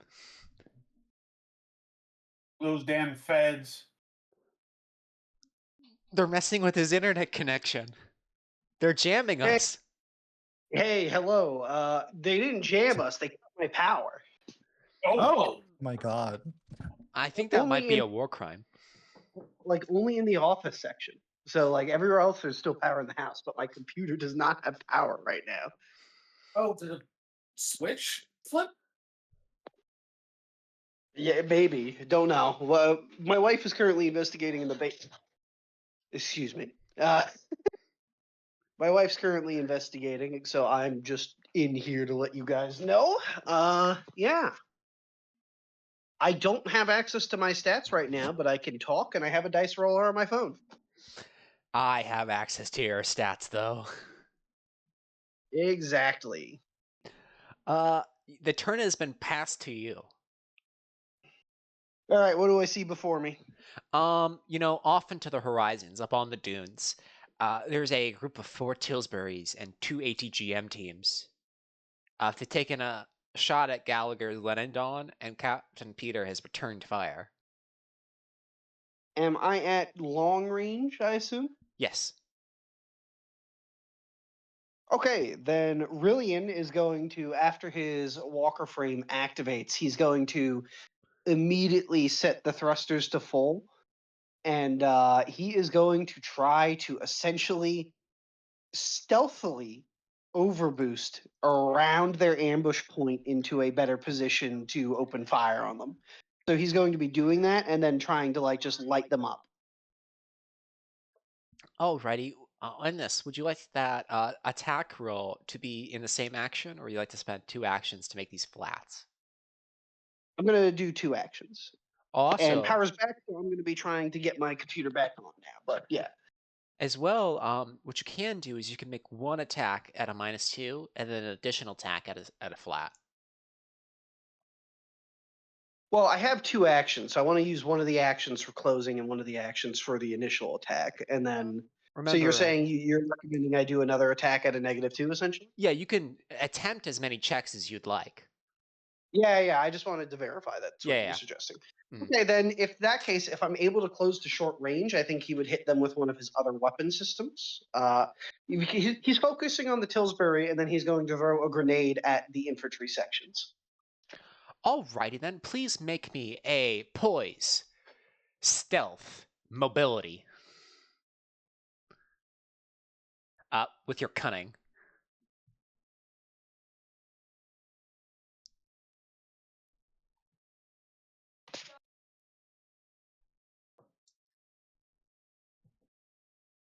All right, go mine. Can you hear me? Yes. All right, I rolled a 5 and a 5. Well, 3, 2, and a 5, so 10 under.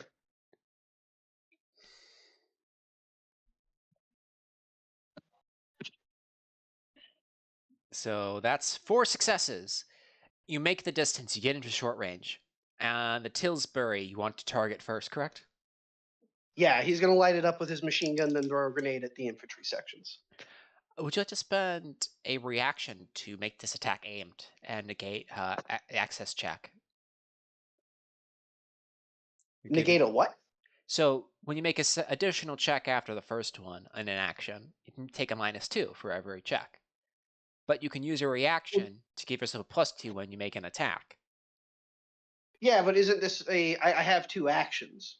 Yes, but you also have 2 reactions. No, yeah, I understand. I'm just, am I getting the penalty to the shooting? Because isn't that my second action? Yeah, what I'm suggesting is you can spend a reaction to not have to deal with the negative. That is an option. No, my confusion is why am I having a negative if I'm not taking if I already have the second action that would make it that I wouldn't have a negative. I thought you didn't want to attack twice. Okay, never mind. Never mind. Well, the second attack would be the grenade, which that would be at a -2, right? Okay, I'm just making sure. Now I understand what you were saying earlier. Never mind. Okay. Please, let's see. Uh, poise, firearms, systems. 10, 13. And a -1, 12. Please make me a 3d6 at a 12.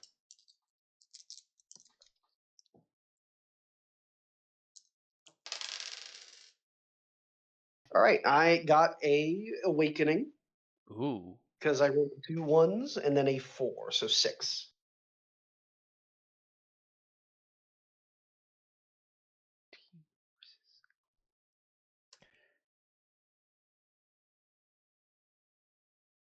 Four failures on my end. What can you say that again? So that was That is a 1, and a 4.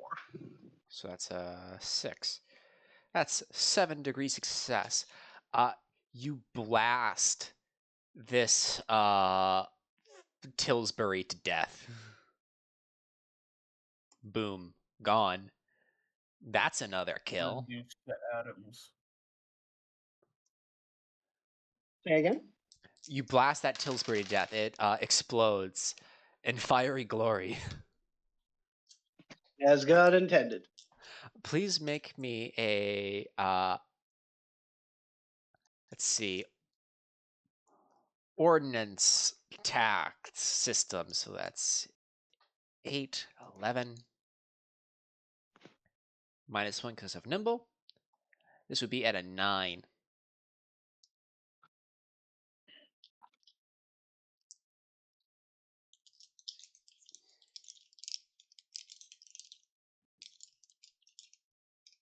I'm going to spend a narrative point for the +2, and so that is now I have rolled. It is let me just do the math. That is an 8 under 11. That's 4 degrees of success, and then you blow the crap out of the first ATGM team. All right, and that is it for me, I believe. Yes, who would you like to pass to? There's Corbin, Gallagher, or Captain Peter. He'll pass it to Gal. Gallagher, what do? You just saw Riley speed off. Same with you, Martin. He's left you behind in the dust. Doesn't matter. I am a support frame. That's what I shall do. Gallagher is going to immediately try to find a position where, like, can basically hide behind. If there is anything, I don't know if there's any like defilade or anything you can hide behind. Sure, you can find a rock. Just hide behind a rock and then kind of poke out to basically take shots at enemies at long range.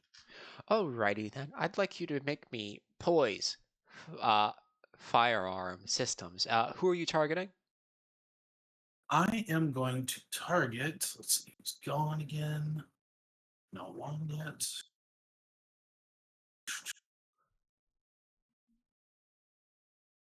I'm going to shoot at the third Tillsbury. It's going to attempt to dodge. Please make this roll at a -1. Right. Just to remember, Sniper's Eye, is that one I use, or is that like one of the past ones? I can't remember. It's unless otherwise stated, all bonuses are passive, and that one is Okay. passive. I know off the top of my head. Okay, so just +1 made shots.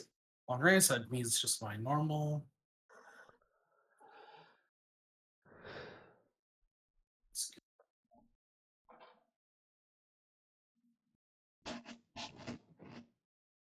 Would you like to spend a narrative point to give yourself a +2?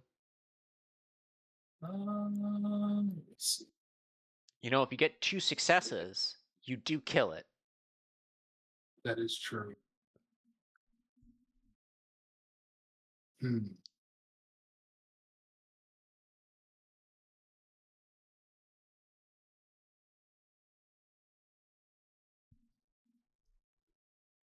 Yeah, I'll spend a narrative point. Very well then. Add a +2.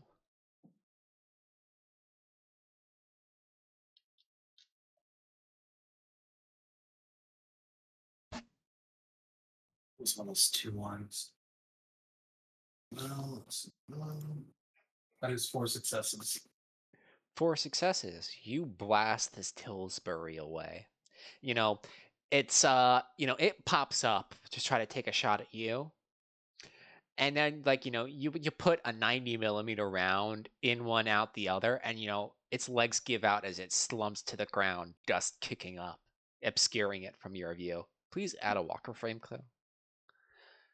Can I take a second shot in the negative? You didn't declare it.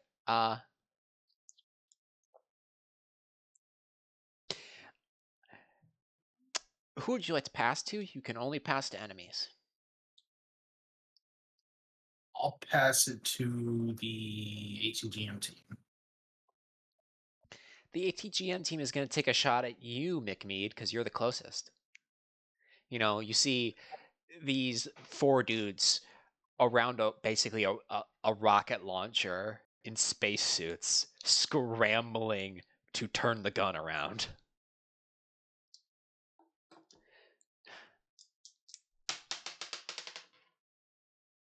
McMead's just gonna basically do a fancy little gliding twist on the dunes of Mars to make the ATGM overshoot. Alrighty then, please. Let's see. That would be poise and maneuver. And mobility, so that's 4, 8, 13.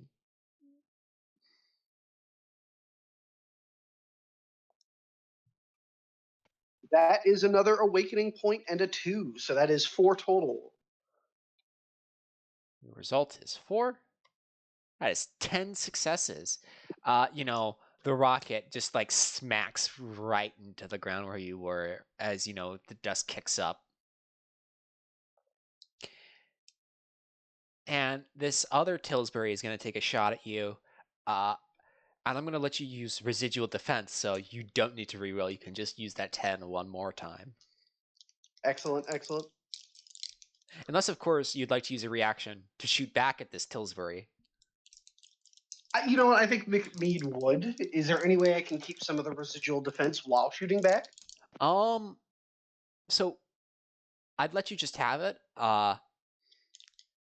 Just let me make my attack roll first. Yeah, because what I'm thinking here would be a fun little stupid mechanic in this case is splitting the defense roll into the counter attack roll. Huh. I never thought about that. So I have 10 successes, so make my actual active defense, the residual defense, 5, and then have 5 successes for counter shooting him.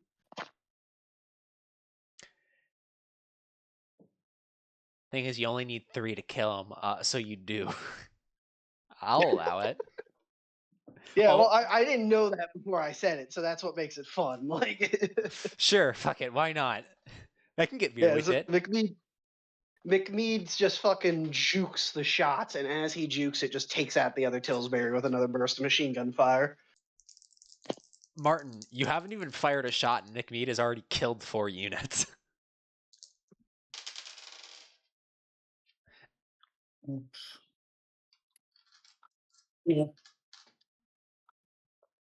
It's now your turn, Martin. What do you want to do? Okay. See McBeat special. I was worried combat would go on a little longer than this, but this is great. This is going so fast. What happens when you give a player who knows the system a cracked character? And everyone only 4 HP. I do apologize. I do not have the combat treat right now. It's in voice text.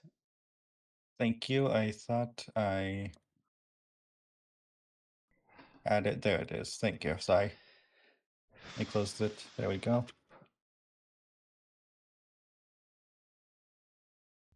Which way, Taron, man? You're Corbin.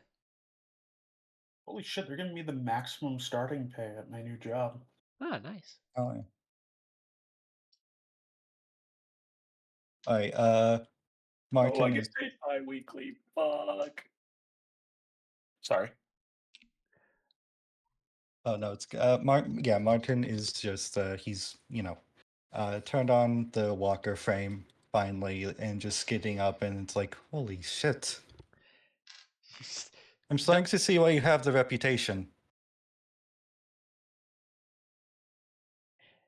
Does over crackled comms, does McMead say anything back?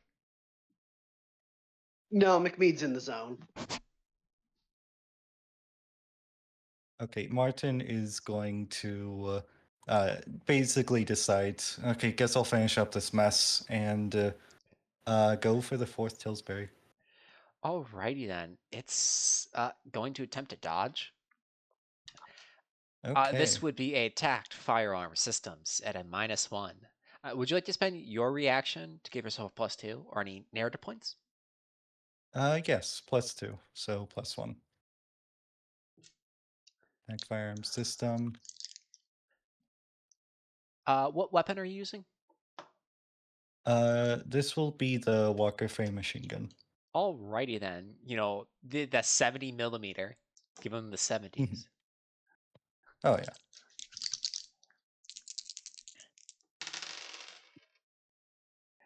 Hold on, I gotta take a fucking picture of this. That is a critical success. You know, I got 4 failures anyways. Oh, If you're using Google Dice Roller, I'm going to be very disappointed in you. I am not. I am not. I had to ban Google Dice Roller in my games because my players kept on getting like simultaneous 2 1s and a 3.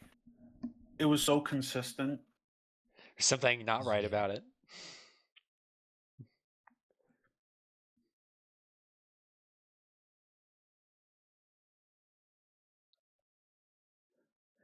You know, you love to I see see. it.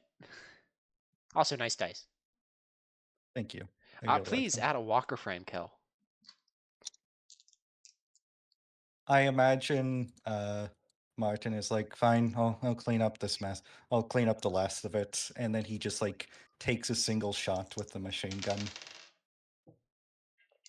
And, you know, Just it falls over. You pull the trigger twice. And, you know, like you put one right into the crew compartment, you know, vaporizing, you know, the driver, the assistant, the tank commander, and the gunner all at once. It slumps down.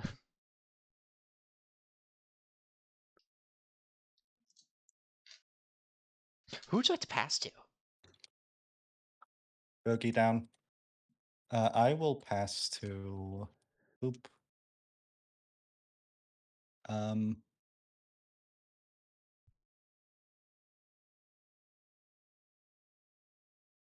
Peter, you haven't gone this turn, right?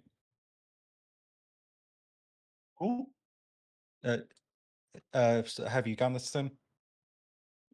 Yeah, I think it was the first one to go. Or the second Oh. person to go. no, new turn, I think. Oh, new turn. No. Newton. Okay, yeah, I'll pass it to Peter. Peter. It's Peter. It's Peter. Peter, Yeah. there's just an ATGM team on the field. Surely firing my recoilless rifle at them a second time won't go poorly. Surely. Oh, shit. Captain Peter's sleepy. Alakablam. Is going to try to fire back at you. Oh, good for them. That is 2 successes are on they my end. Are they still at long range? Yes. Okay, so yeah, it'll still be a 10. I got a 4, 7 degrees of success. Yeah, you annihilate these guys. Man, fuck out of here. But, Peter, I'd like you to make me a poison composure check. All right, poise is 3, composure is 1. That is a threshold of 4. And if we roll those 2 dice, let's see what we get. A 4.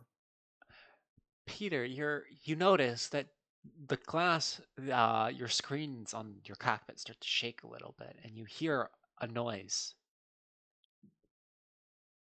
And then you immediately remember what it is. And then on your comm, someone yells out, "Whites." It seems as though a duo of fighters has seen your firefight or has been called in. Who would you like to pass the turn to?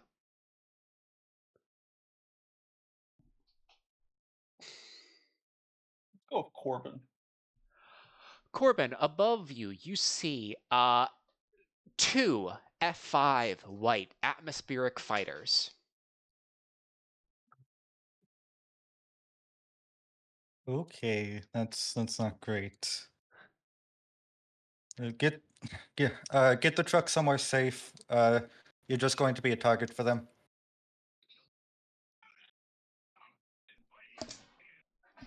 He's going to look up and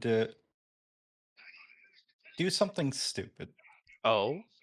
Also, what is that in the background? Is someone watching SpongeBob? What? Oh, Fake that was it. my bad. You heard the Ogren. Oh, I was like, is that Mr. Krabs? No, Ogren. Mari's going to jump and then use the shotgun. Oh. I'd When they're like... coming in for a pass. Alrighty then. I would like you to roll me a poise maneuver mobility. Poise, maneuver, mobility. Gotcha. Can I use my reaction for a +2? Only on attacks. Okay. Want to use a narrative point though? No, this is going to be 5, 4.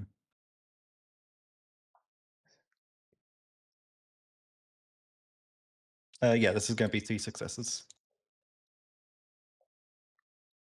Alrighty then.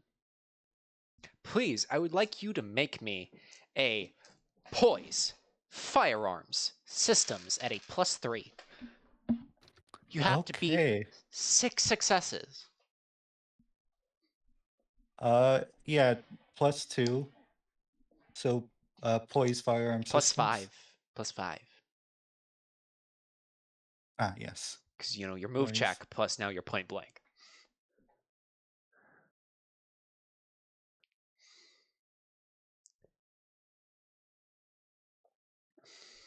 Okay, that's going to be a 12 out of 17.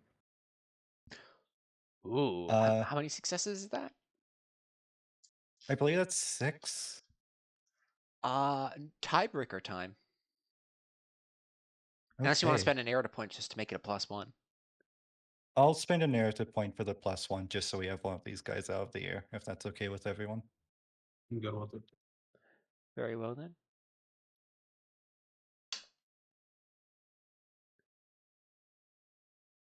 You know, you get this, you clip this first white, and, you know, it bangs as, you know, you pop up.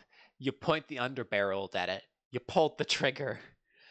And, you know, flechettes about the size of your torso come spewing out right into the fuselage, destroying one of its engines. As, you know, it sputters away.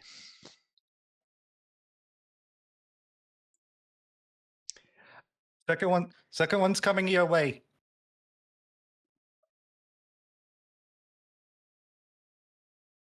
And it's gonna make a pass at you, McMead. Oh boy. How would you He like to wants the react? purple heart. Well, you know, I think it's time to introduce these kiddos to the concept of AA reactive fire, and so I'm going to countershoot it as it comes in. Do this at 8. Ooh, that was a pretty bad roll on my end.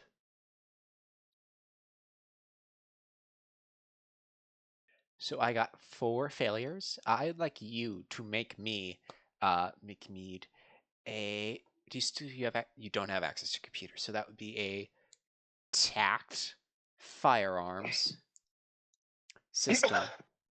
So that's 13. Well, I got an 8. So 8. So 6 successes, I believe. 4, because I hadn't counted up nimble yet. Thing is, either way, you only needed 2. Yeah. So, you know, you throw you just like spew bullshit at this. Is you bring the 70 up. You hear thunk thunk thunk thunk as 10 or so rounds are fired off. As one hits the wing, like completely shearing it off, and then you step to the side as it plummets to the earth, engulfed in a giant explosion as it smacks the ground. Ace of the day again. That's your third fighter kill. Yep. Martin, you just saw all of this.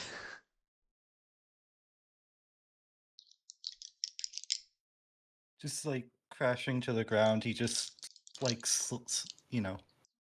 goes slack in his seat. Oh my fucking god! We really are working with this asshole, aren't we?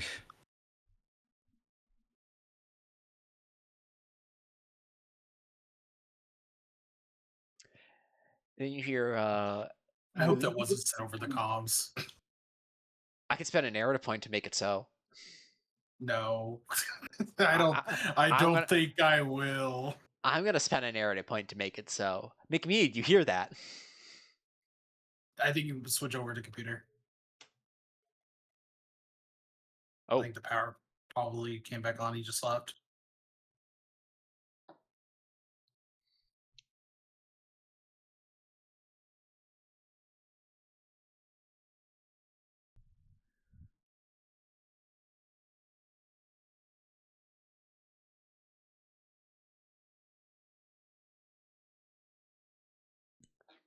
also Pancake, you came in at a hell of a time.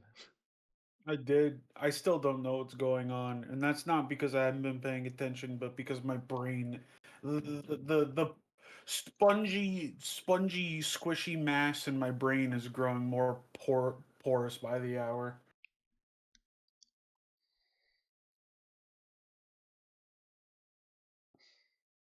May it stiffen and wither. It's already doing that. Real. While we're waiting, I would like everyone to take 1 mind damage. Damn. And roll me either a grit at athletics or grit composure. Really hit me with the curse of raw.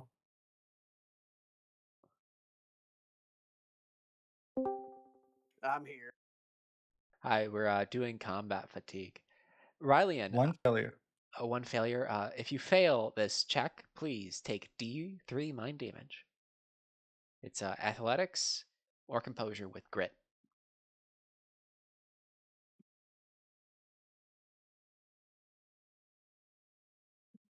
Rylian, Mm-hmm. you heard over the radio that Martin said, "We're really working with this asshole," right after you blew the shit out of that white.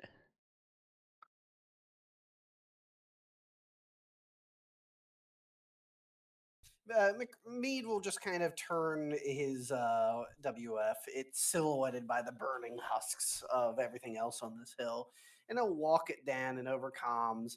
Just say, "That's right, and if you got a complaint, file it up the chain, because I don't have time for whining."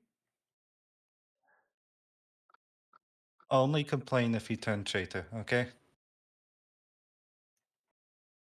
Kid, there's a lot you could say. There's a lot I'll allow to roll off me. You ever even remotely imply there's a coin flip chance I'll turn traitor? I'll put you in the ground so fast they'll have to ship you back to Earth in a little mini tablet. Got it? I'm glad you're on our side, sir. Good! Let's get back to the mission, everyone. It seems Darko has woken up, Rylian. Hey, Peter, you finally stopped shitting yourself. Good on you, kid.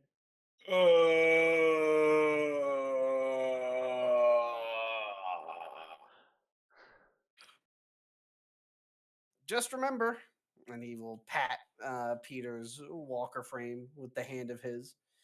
Potatoes are heavier than air, bud. What does that even mean?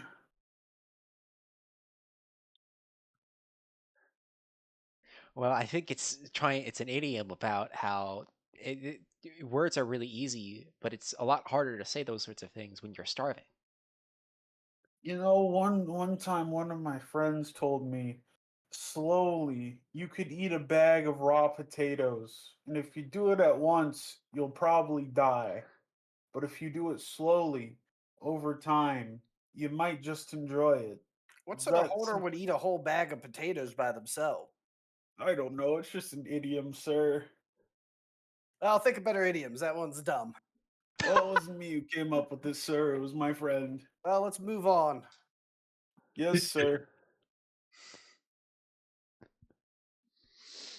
God damn it, my eyes are fucking unfocused. You see Peter blinking in his cockpit. We might want to make this a two-parter. Like, if I'm being It's a honest. three-parter. Slow blinking. It's a three-parter, actually. It was always planned to be Okay, one. awesome. All right. Well, I'm blinking like a fucking chameleon right now. I'm glad we got through that combat on time, Go. Oh, you were actually ahead of schedule. That went way faster than I thought it would. You're welcome. How late did we start and you guys are still ahead of schedule? Thing is, I had to drag out talking by a lot. I apologize for being late. I couldn't sleep last night, and when I finally felt tired at like 5 in the fucking morning, I decided, you know what? No, I'm not gonna risk taking that risky little nap that might put me under for the rest of the day. I'm just gonna chug every monster I can find in sight, stay up till 11, and go to my fucking interview. And I got the job. And I got the fucking job. Okay, then. Congratulations, So, bud. let's just get a scene in. So, Captain Peter, you, along with Lieutenant Gazvoda and Ryllian, are discussing the engagement from earlier. As you know, your trucks are, on this convoy, and you break after encountering what was likely a relay station. Well, what actually was a communications relay station that you promptly destroyed before moving on.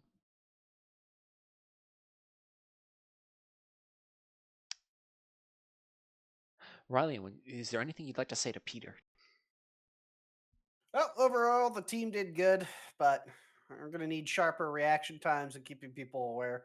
From this point on, I want one walker frame moving with the convoy. Aye, sir. Aye. I'll Yes, be to in keep- it.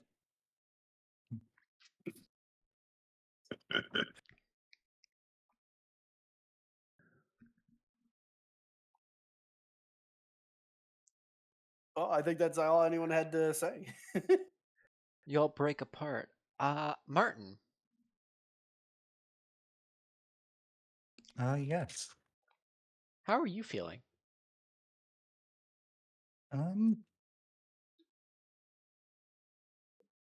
He wasn't expecting this. In the few missions he has been in, his teams have always sort of been the same, and people have sort of always treated him the same. So when he was thinking of meeting people like Finn or Peter or like even McMead, he wasn't expecting the sort of how do you say reactions they've gotten to him. He's being treated differently, and he's kind of caught off guard by that. In a worse or better way? A little bit of column A, a little bit of column B. I see. Is this what you imagined when you decided to sign up for the Independent Martian Army? No, this was not.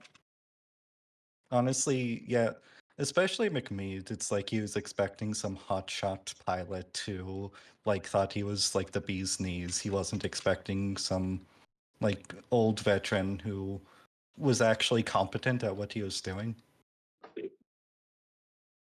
Them's are fighting words on Mars. He's gotten We himself all into know a what lot of happened trouble. to Major Netrovsky and the courtroom incident during the draft riots. Wait, one moment. Let me do, do, do, do. In 127 years. Wait, in or Yeah, in 127 you're years. right. It's currently 198. Far more civilized era of WFCom. Hmm. Things make sense. You get kills Listen, if you're Martin? good. Yeah, if you shoot a target, it dies. Finn wants quadrupeds to remain.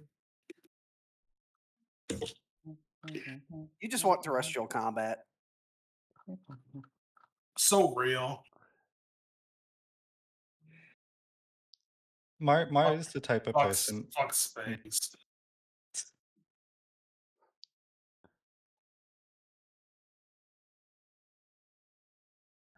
Yes, tired.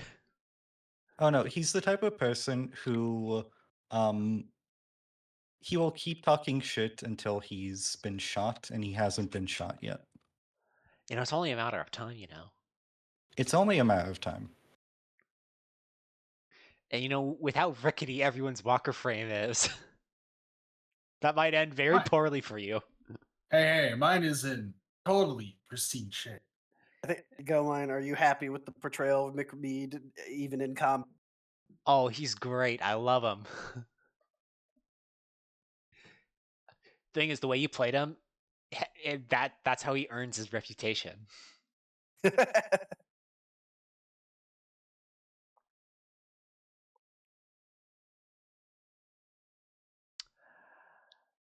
Gallagher, how are you feeling?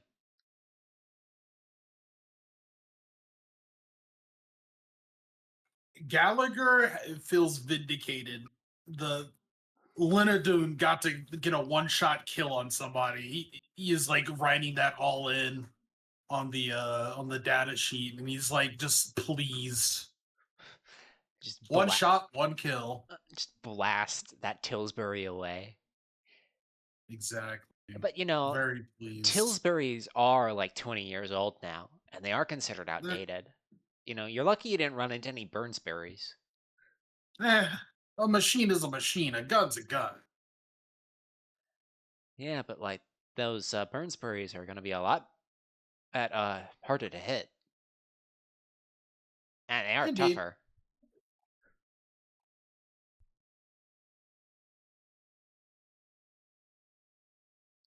I just imagine, as everyone's getting back to their starting positions, that Riley climbs into his cockpit, and he's just laying down on the flatbed truck, as it's the night starts to turn.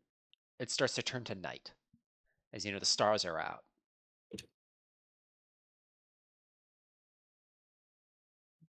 Any final thoughts to close us out, McMead? Unless Peter has anything to say, although Pancake was gone for most of the session. Besides, Peter in the bathroom again. Yeah, Peter in the bathroom again.